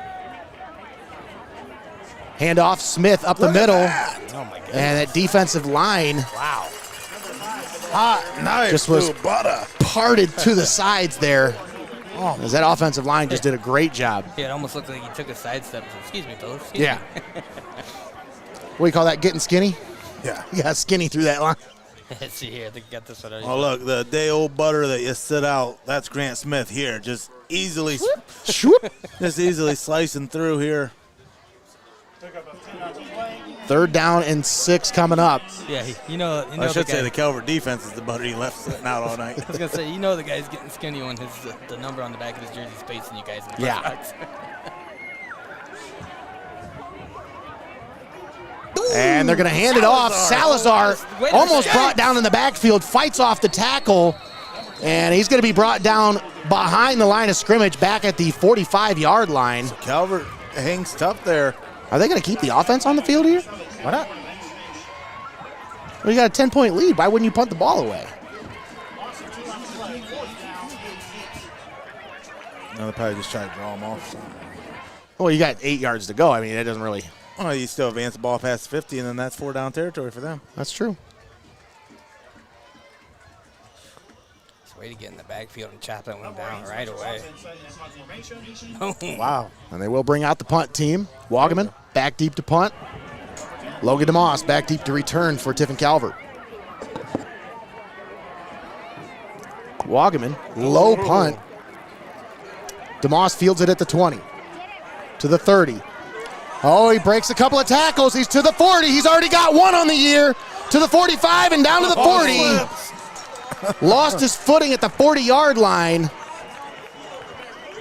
And the Senecas will take over at the Golden Bears 40-yard line. Tommy, I got to question that decision. Why you punt to him? Just punt it out of bounds there. They kicked it out of bounds earlier. They kicked it through the back of the end zone.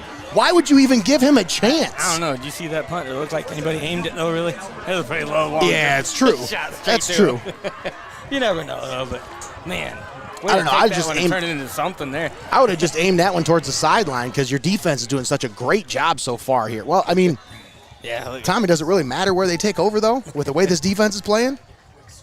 Kind of looks like he was going on a water slide there at the end of that play. Yeah. Counted 4 missed tackles there. Here's where they pull the rug out. Turf monster. Tucker Coleman in the pistol. Takes the snap, handoff. This is Nolan Lee, and he's bottled up in the backfield and brought down for a loss. More of the same by this Gibsonburg defense, as it doesn't matter where you start your drive. They're going to come at you. Hunter Wasserman on the stop. Loss of 3. Last drive, the Senecas had back-to-back sacks allowed. That's what we talk about. A lot of these plays starting from behind the sticks. Mohawk 49, Bucyrus nothing at halftime. Wow. Over on the Extreme, you can find Columbian versus Huron as the Tornadoes lead the Tigers 14-9 over at Memorial Stadium in Huron. That one's shaping up to be a good one. Yeah. 2nd and 14 for the Senecas here. Coleman in the pistol. Looking to pass. Pressure. Rolling, gets rid of it down the middle of the field, and he is lucky that Reese Walby lost his footing because that one probably would have been he was coming for that trouble. one. Yeah, he had that one eyed up and ready. He's just back there licking his fingers saying, come on, let it go. Let it fly back here. Let me grab that. That's a dangerous one, let go there. 3rd and long coming up here for the Senecas. 3rd and 13. Way to stay on his feet, though, here. Like, look at that. Whoa. Senecas have already gone 3 and out twice here to start the second half. Yeah, you can't do that here after you finally got that stop that you were looking for on defense. And you got the big return. I mean, you got to get something here. Shotgun formation.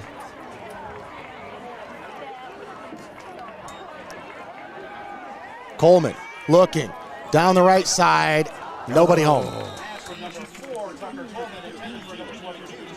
Got a little bit of pressure in his face back there. Guy trying to get around the blocker to get to him. I think maybe it just kind of let that one go a little higher than he wanted to. A little more on. Just you have with the freshman. 4th down and 13 coming up. And you got to figure you'll keep the offense on the field here because, I mean. You're on the other side of the 50. 8 minutes left. You might not see that ball. You're probably not going to see the ball again if you don't. If you don't convert here, the way this Golden Bears offense has been meticulously attacking this defense tonight, yeah. We got nothing on that last play, so it definitely makes it a long 4th and 13. Protect him back there. Coleman looking down the right side, and it's caught! Wow. What a catch by Carter Wolf. And that's past the first down marker on 4th and 13. The Senecas break out the paddles and resurrect the drive. Wow. What a toss there.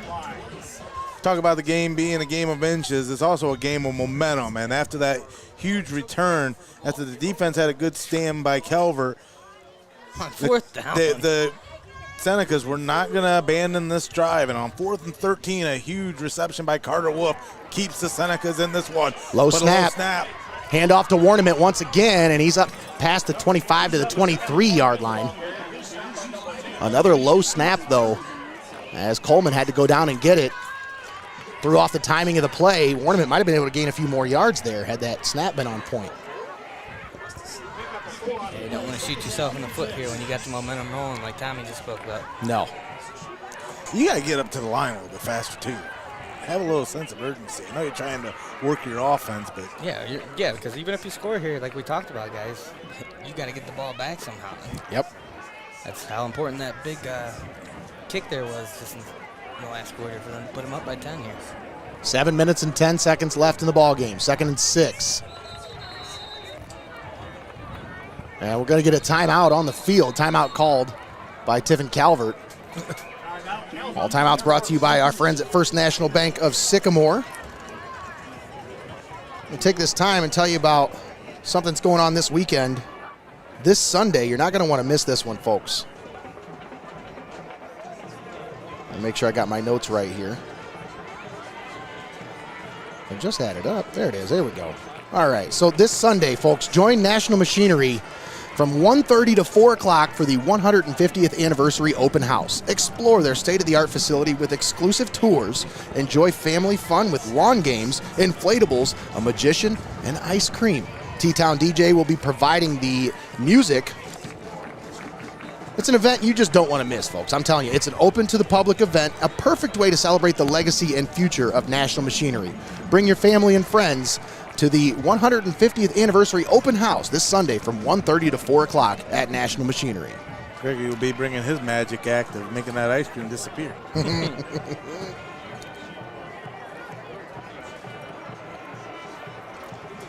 Well, once again, Senecas come out 2nd and 6 with the ball at the 23-yard line.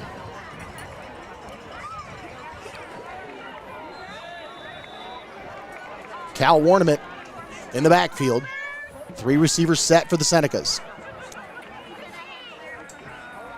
Fake the handoff. Coleman slings it over the middle into the end zone, and it's incomplete. Defender and receiver jockeying for position down there in the end zone. And it's going to bring up 3rd down. 3rd and 6 coming up here.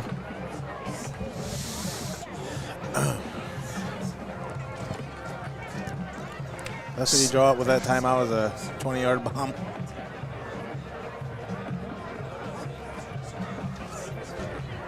I feel like they feel that sense of urgency. They got to get the ball down the field, Tommy.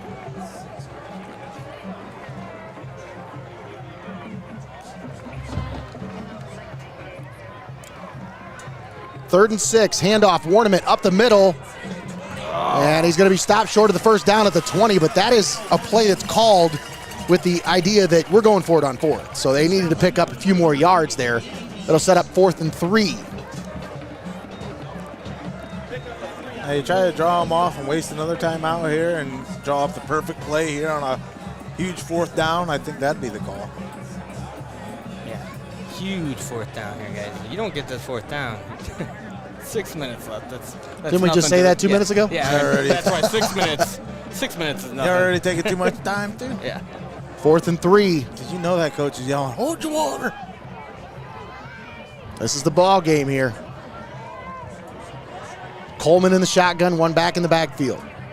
1 tight end set, 3 receivers. Handoff to Warnament, and he's going to be tripped up from behind, brought down. Let's see where they mark him. Hang on. The spot looks good so far. So he definitely fell forward, but he definitely got tripped up immediately in the backfield. We'll see where they call it. Where's the ball spotted?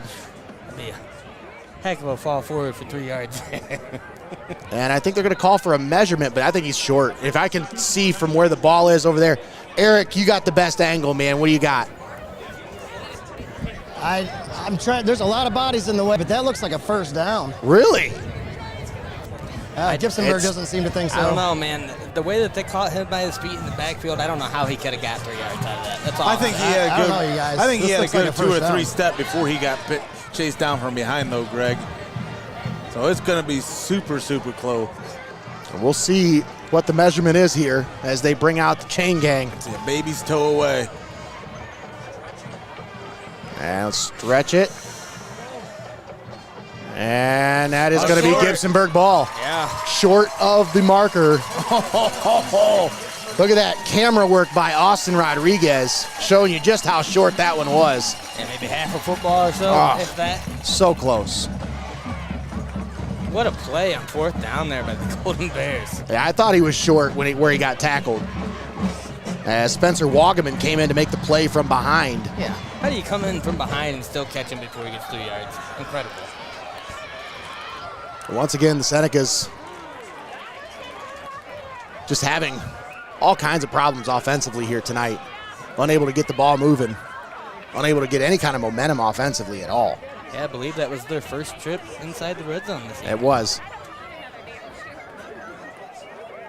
Well, they were right on the edge of it with that last play. Haven't had very many trips inside the Benchwarmers red zone here tonight. See the old comment there from Mr. B.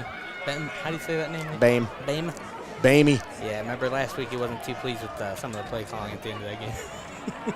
Handoff off the right side. No gain on the play by Grant Smith.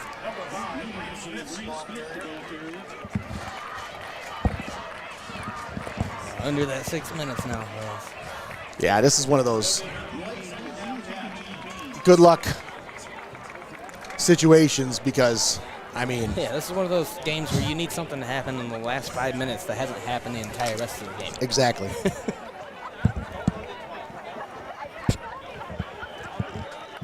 A little late for kiddos, Greg.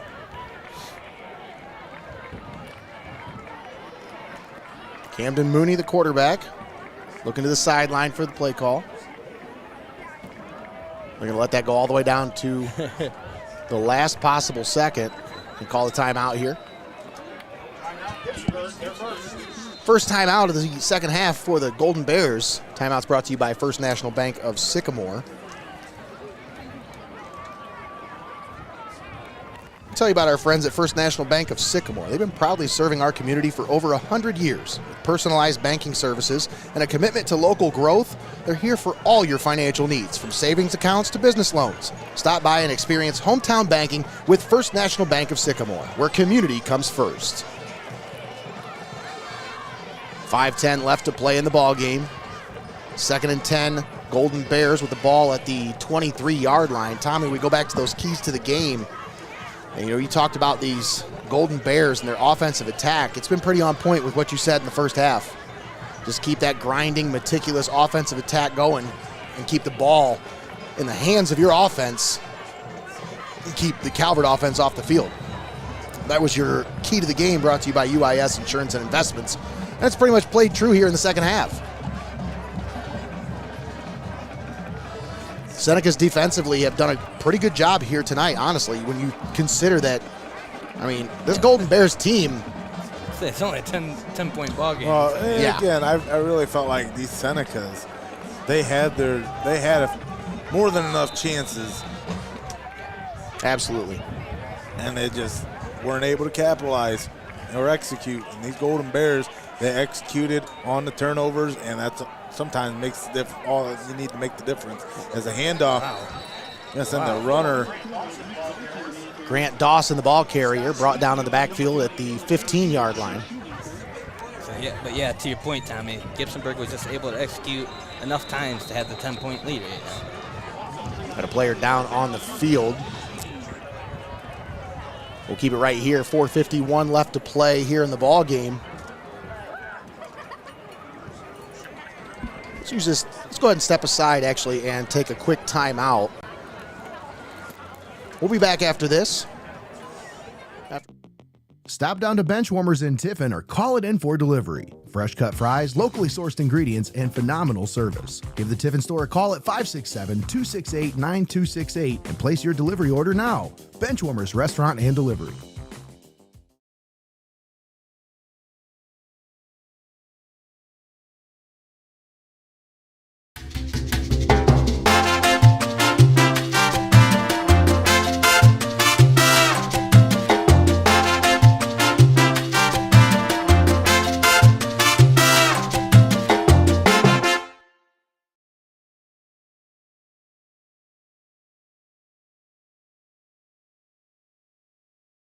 At First National Bank of Sycamore, we are a truly local bank that is community-based and community-focused. We are invested in your success, and our team is here to help. First National Bank of Sycamore, banking that just makes sense.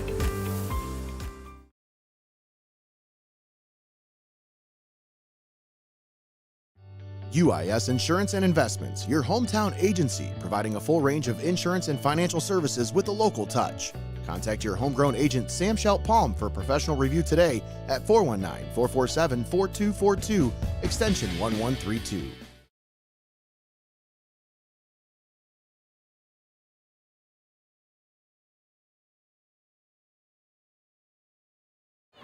And we're back here at Gibsonburg Stadium.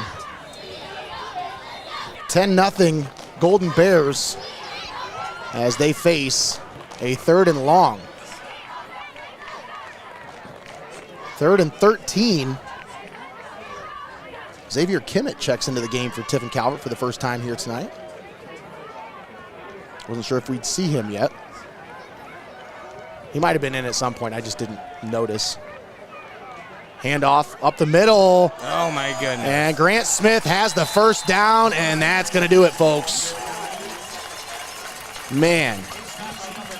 You know, that's a run that they've seen all night long. And in a crucial situation like that, you got to think they knew that was coming. They just couldn't stop it. Right, I was going to say, you just got to give it up to the blockers there. They just... I mean, why would you think they'd be able to stop it now? Yeah. Well, I mean, they've been holding them. That run's usually right around 4, 5, 6, 7 yards, something like that. But for that to go for 15 on 3rd and 13, that's a letdown. Let me just say, if you ran the ball on me and you needed to make up 13 yards, that tells you all you need to know about what Gibsonburg thinks of these Senecas defensively. They've done that routinely here tonight in long yardage situations. They just put the ball on the ground, put the ball in the hands of their best ball players, and let them make plays. The Golden Bears, all the confidence in the world, their offense, able to close the books and close this one out. And that's exactly what they've done. So why not when you can make people miss and you can drive piles and stuff? Absolutely. Over on the X stream, you can find that on heartofohiosports.com. Huron leading Tiffin Columbian 17-14, that game in the 3rd quarter.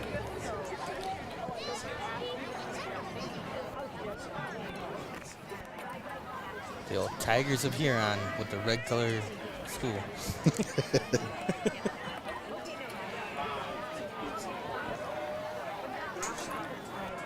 Handoff. Actually, Mooney's going to keep it, and back in the backfield, he's going to be stopped for a loss. And I think the Senecas just took a timeout with 2:54 left. But Tommy, if I'm Gibsonburg, I'm just calling that little belly play again, pick up 14 more yards. I mean, I'm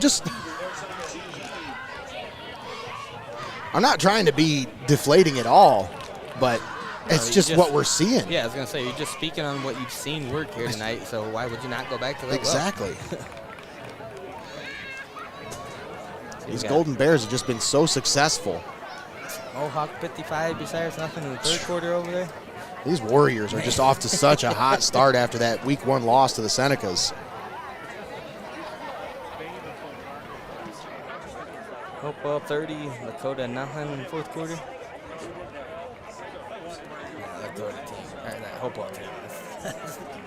One tough team. Yeah.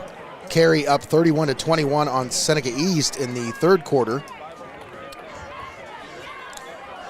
It's strange to see Hopewell Loudon. I really consider them a favorite, and they moved up a division. Yeah. Well, it might actually do them some good, so they don't have to play Marion local. Play Marion local. Yeah. That school, I mean, you're going to talk about powerhouse. They got no business being in Division 7. Handoff. They just like to play the number game. I mean, that's what Toledo Central Catholic's doing to keep them in D2, D3, D4, whatever they're in now. Hey, Senecas take a timeout after the stop defensively. That's where at first there was pointed the other way. And I was like, what's he doing? How many rushing yards, Matt? It's got to be over. It's got to be close to 150 at least. I'm going to say a lot. That's my guess. I'll have to check with Don Cook after the game if he's got an official tally or not on the yards. Away games are always hard for him because he doesn't get a spot in the press box for away games, so it's hard for him to get those stats out right away, but so glad that he does. Yeah, very thankful for all his contributions to Calvert football. Once again, this timeout brought to you by First National Bank of Sycamore. Take a look around the area at some of our other scores here. This one was kind of surprising to me. Bishop Watterson 41-9 over Chardon. That was a great game I had my eye on. I thought it was going to be a back and forth kind of shootout game, but no. For sure. That Watterson team, man, after they laid it to Columbian last week, they didn't look back against the Hilltoppers this week at all. So number 2, who? Yeah, exactly. Watterson's sure to be taking over that number 1 spot in Division 3 after that resounding victory over Chardon. Clyde leading Port Clinton 42-21 in the 3rd quarter. Sandusky on top of Vermilion 22-14. That's in the 3rd quarter. Wagaman gets the punt away. It's a high kick. And DeMoss catches it at the 35. He's to the 40. Another returnable 45 to the punt. 50. To the 40, 30, and he's going to be brought down inside the 30, down to about the 28-yard line.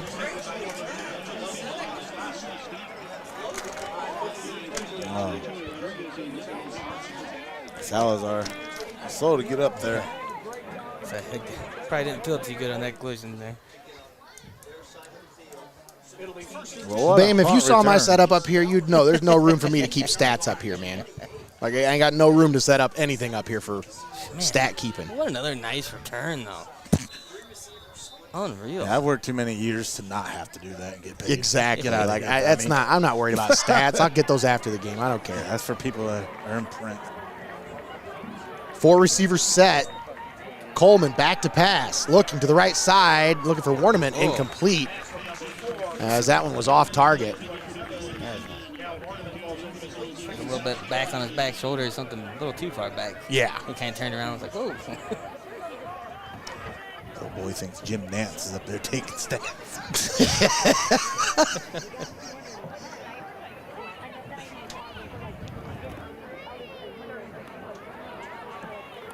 2:29 left to play here in the ball game.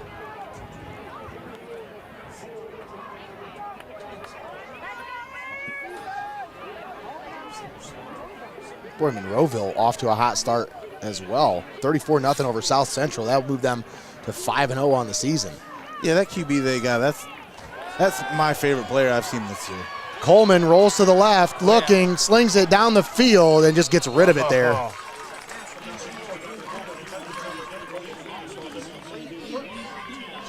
That's been the story of this one, just Tucker Coleman running for his life.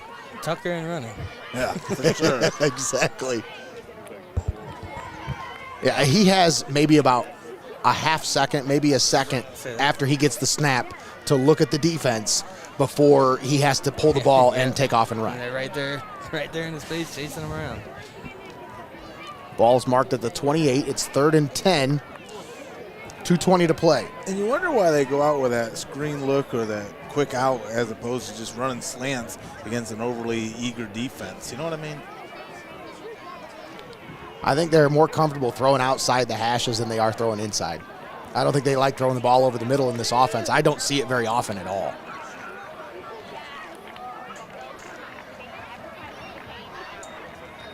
Coleman looking, hit from behind as he throws.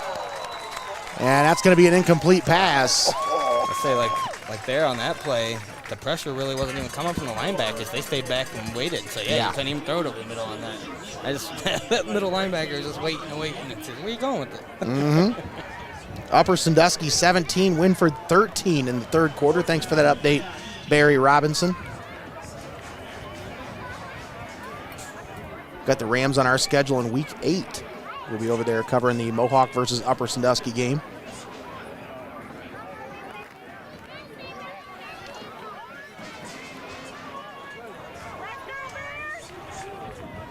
.214 to play. 4th down and 10. Coleman in the shotgun. Takes a snap. Low snap. Picks it up. Looking. Slings it down the field into the end zone, and it's picked off. Wow. Intercepted by Aiden Morant in the end zone. Yeah, and the Golden Bears will take over at the 20. What choice do you have? Yeah.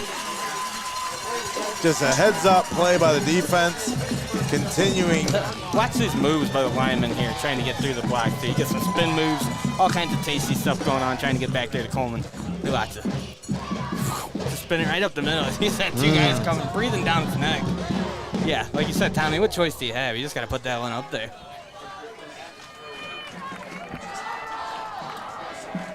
So the Golden Bears will take over at the 20. Start the buses chant. Right? Take it to 2 minutes left in the game to get control of the game. To feel like you're firmly in control and you feel confident in that chant. Well, they were chanting, I believe that we will win at 6 minutes, so I think they've been pretty confident for a while.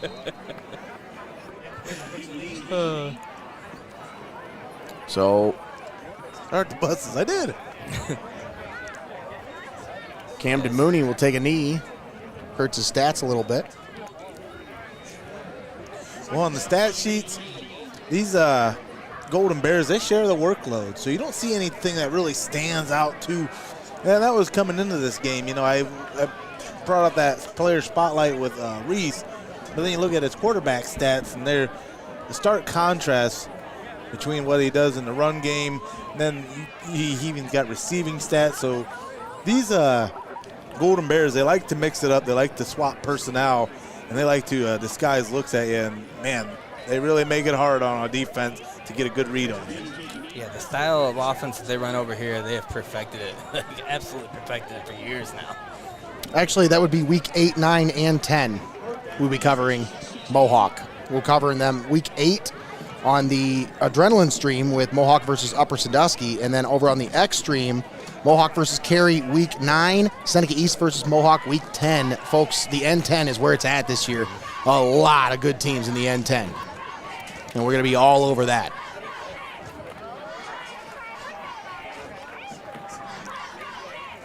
And another knee should be the end of this one.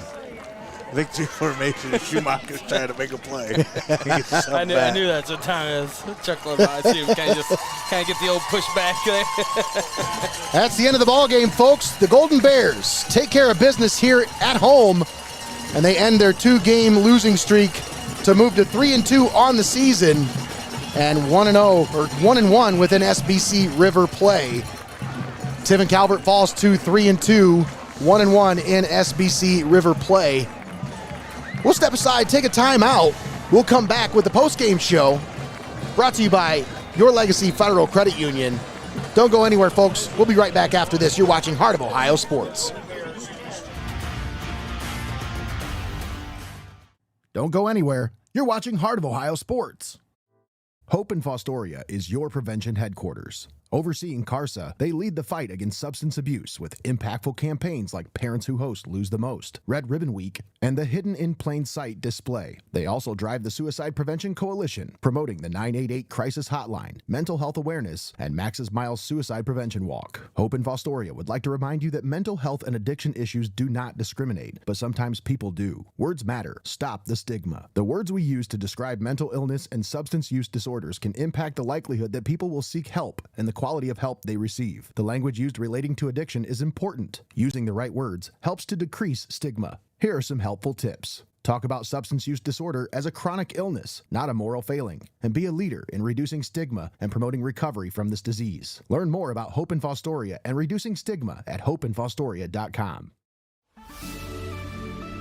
Welcome to Your Legacy Federal Credit Union, your trusted community credit union for over 70 years. We're not just a credit union, we're your personal financial counselor. Your Legacy Federal Credit Union is a full-service financial institution tailoring solutions to your needs. Whether it's your first home or planning for the future, we're here to help you find success. Your Legacy Federal Credit Union, a legacy built on trust, commitment, and community. Your legacy, your legacy.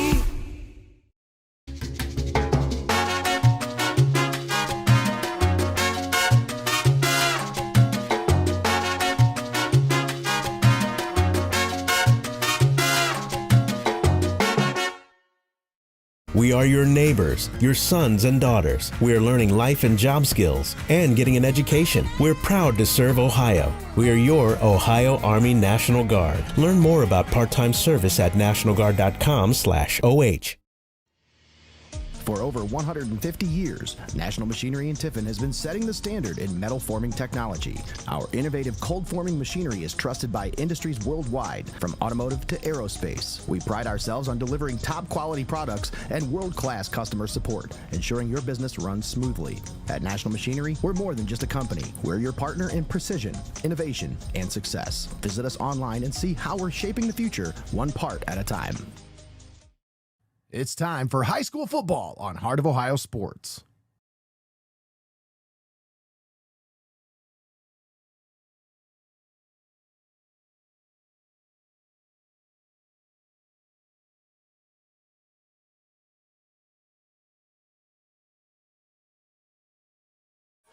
Welcome back to Gibsonburg, Ohio. Golden Bears take care of business, moving to 3-2 on the year with a 10-0 victory over the Tiffin Calvert Senecas. Nate Mullins and Tommy Hall on the call with you here on the postgame show, brought to you by your Legacy Federal Credit Union. We've got the Wizard Greg Kinn on the ones and twos, Austin Rodriguez on the main cam, and Eric Hall is rounding up our player of the game as we speak.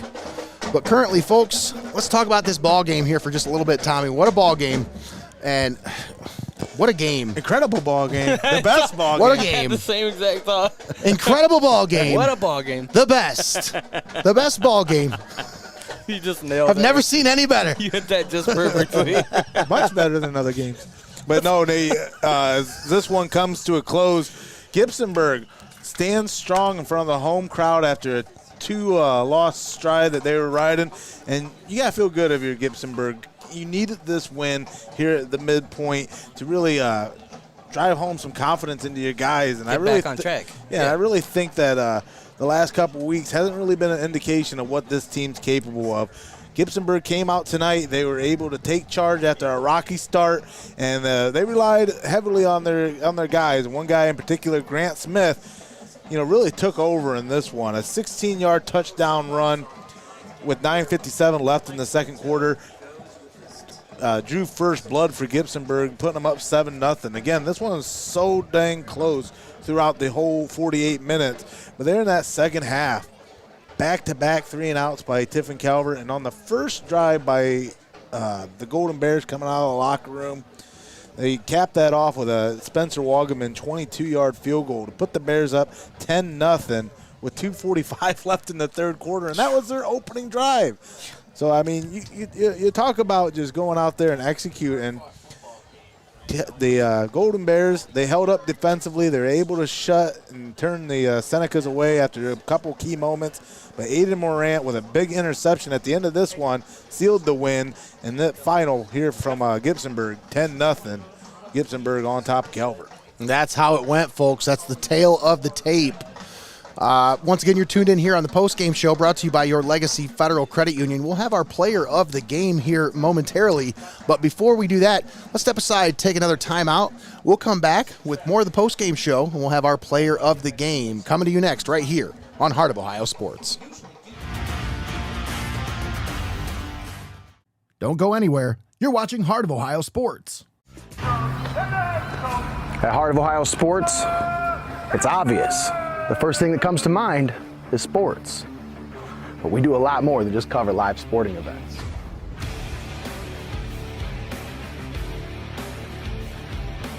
Go, go, go!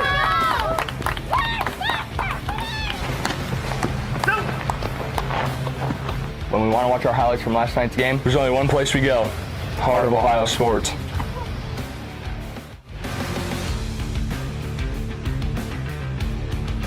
Heart of Ohio Sports is owned by Mullins Entertainment and located inside Studio Squared in downtown Tiffin. The space features a state-of-the-art podcast studio, open for public use. Building a platform for creators is one of our top priorities.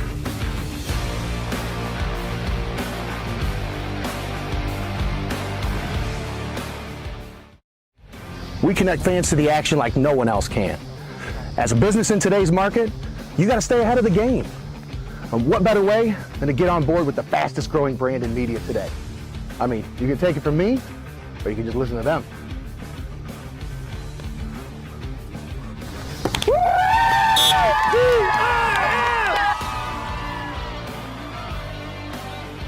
When recruiters want to see our game film, we tell them they can watch it on Heart of Ohio Sports. Heart of Ohio Sports gives fans the access they want when they want it. And the athletes get the coverage they deserve. Our broadcasts are free, and they always will be. We don't hide behind a paywall.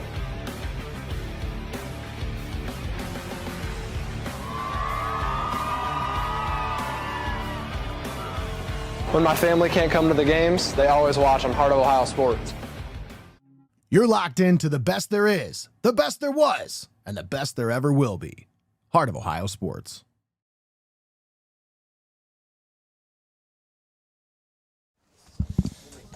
All right, welcome back to Gibsonburg, Ohio, and we're live here in the press box. We got our player of the game joining us. Let me get this camera so we can get this young man in the frame here. There we go, there we go.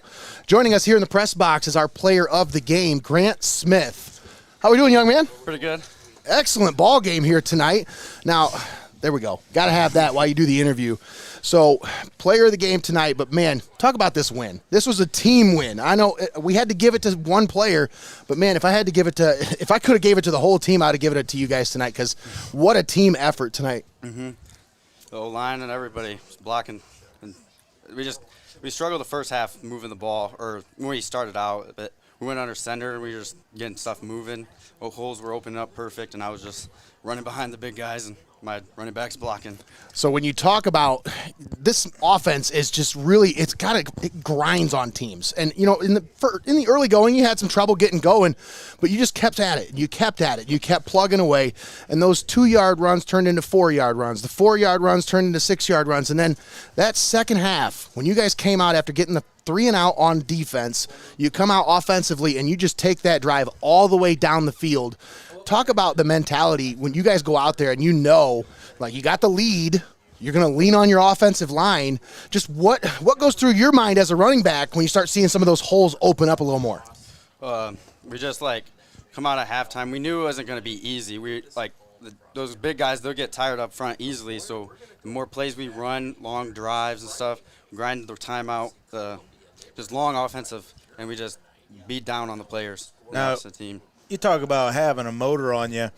Nate and I were talking after seeing your performance here tonight. I understand you translate a lot of these skills from the field onto the mat. You wrestle too? No, I play basketball. Basketball? His brother was the wrestler, right? His brother was the wrestler. I was going to say, with your low center of gravity, the way you shoot the gap and the way that you just keep those legs moving, as a sophomore, just having that much command over your athleticism and making those athletic moves, what do you attribute that most to? Is it following the hog mollies up front? Is it where do you get off challenging the gaps the way that you do? Oh, just like follow that hole and then put my shoulder down once I get past that and hopefully get through that. Greggy made a great point about that. He said every time this kid puts his shoulder down and absorbs some contact, he's taking them with him, and he's rolling forward and rolling ahead for 3 or 4 yards, gets you the player of the game, and also gets you the dub on the scoreboard, most importantly. So, again, my hat's off. What was the tally you had for him? 25 carries, 174 yards, and a tutty from 16 yards out. Now, obviously, this is a big win. You guys had a couple of tough losses the last 2 weeks, but you guys got the rest of your schedule in front of you and a couple of tough teams already behind you. What's the mindset here going into next week? Just keep practice, getting better, working, executing our plays better, and just hitting blocks better. And just keep working hard. So you had an injury last year that you came back from this year. Talk about just being able to come back from that injury, what you went through, just what led you on that journey to get back on the field. I just want to thank my teammates, my PT people. They kept pushing me to do better, train harder to ice it, just PT or training, just lifting. My teammates encouraging me to come back. Outstanding job tonight, young man. What a win. What a team win. Now, I always ask if you got any shout-outs here. This is your time to kind of give the shout-out to anybody on the team, anybody in your family you want to give a shout-out to. Yep, a shout-out to the whole team, the coaches for calling plays, my family, my brother, just everybody, honestly. There you go. All right, young man. Well, you'll get a $10 gift card to Little Hugo's, and you'll get a Player of the Game T-shirt, courtesy of STEINMETZ Signs and Graphic Inc. But once again, great game, young man. Thank you. It's worth the trip. Thank you guys for coming. It's fun watching this on YouTube. I'm very glad for the support. We appreciate you guys. Once again, our Player of the Game, Grant Smith, Gibsonburg Golden Bears with the win, 10-0 over Tiffin Calvert. We'll step aside, take a quick timeout. We'll be back and wrap things up here from Gibsonburg. You're watching Heart of Ohio Sports. Don't go anywhere. You're watching Heart of Ohio Sports. At Heart of Ohio Sports, it's obvious. The first thing that comes to mind is sports. But we do a lot more than just cover live sporting events.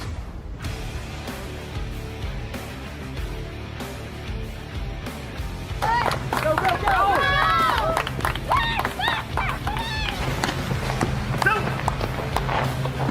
When we want to watch our highlights from last night's game, there's only one place we go: Heart of Ohio Sports.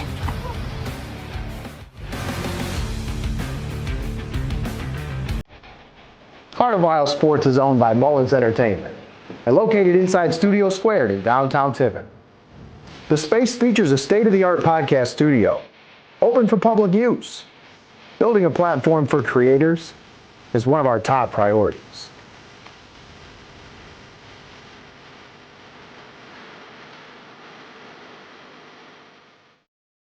We connect fans to the action like no one else can. As a business in today's market, you got to stay ahead of the game. And what better way than to get on board with the fastest growing brand in media today? I mean, you can take it from me, or you can just listen to them.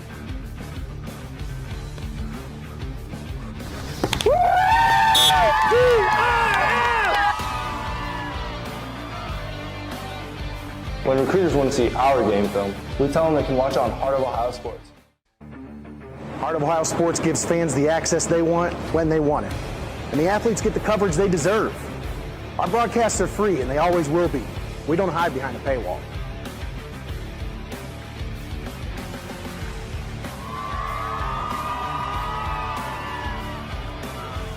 When my family can't come to the games, they always watch on Heart of Ohio Sports. You're locked into the best there is, the best there was, and the best there ever will be. Heart of Ohio Sports. Welcome back to Gibsonburg, Ohio. Nate Mullins, Tommy Hall here in the press box with you on the postgame show, brought to you by your Legacy Federal Credit Union. Once again, Gibsonburg over Tiffin Calvert, 10-0. Tommy, final thoughts here, bud. Let's wrap this one up. Again, I think Tiffin Calvert, you always say you learn a lot more from a loss than you do a win. And Tiffin Calvert, I really think they're going into the kind of the not so much, and none of these teams in the SBC River is an easy win nickel, but Tiffin Calvert, they got some favorable games ahead of them before their Week 10 matchup, and it's definitely not too late to right the ship here for the Senecas from this point on. But you really needed that litmus test against Gibsonburg here tonight, and Gibsonburg won that test. They needed to win more, in my opinion, and that was the reason why it's so hard to win on the road. It really is. And especially when you're talking about a team that's, basically has their season on the line. Because let's face it, when you have expectations and standards the way that squads like Gibsonburg and Calvert do, those losses, they don't allow too many. You know what I mean? There's expectations for the programs and where they expect to go as the season leads down the road. And at the midway point here, Gibsonburg, they were pushing the emergency button on their season and were able to get a good win, quality win here at home. Absolutely. Once again, on the call next weekend, as we'll be live from Frost County Stadium for a doubleheader Friday and Saturday. We'll be there for Tiffin Columbian versus Sandusky on Friday, and then Calvert versus Lucas on Saturday here on Heart of Ohio Sports. No X stream next week. That's right. We'll just be right here on the Adrenaline stream for both broadcasts. So make sure you tune in for that one. How'd they get a week off? Sometimes it's just. Hey, it's my week off. Tommy got a week off, too. He'll only be there for Saturday's game. Yeah, I forgot about that. All right, guys. Once again, final score 10-0 Gibsonburg. Let's take a moment, thank our sponsors, and then let's get out of here. We'd like to thank XCARET Mexican Restaurant, Your Legacy Federal Credit Union, Hope in Fostoria, National Machinery, First National Bank of Sycamore, UIS Insurance and Investments, Benchwarmers Restaurant and Delivery, Forte Music, STEINMETZ Signs and Graphic Inc., the Ohio Army National Guard, REDLINE Lawn Care, Little Hugos, DAH Wraps, the Advertiser Tribune, Pioneer Seed by WEINANDY Seed Service, FEASEL'S Frame and Collision, CLOUSE Electric, and the Edward Jones offices of Tiffin. All proud sponsors with us right here on Heart of Ohio Sports. That's going to do it. Make sure you tune in on Sunday as we've got Fantasy Focus early for all you fantasy football geeks, and then late night, possibly a Browns podcast. We do another Browns podcast this week? We're doing that, guys? We'll figure something out. We'll figure something out, guys. But also Tuesday, tune in for the Coach's Corner live from Benchwarmers Restaurant and Delivery. 6:30 start time for the Coach's Corner. Once again, 10-0 Gibsonburg is your final score. You've been watching Heart of Ohio Sports. Have a great night, everybody.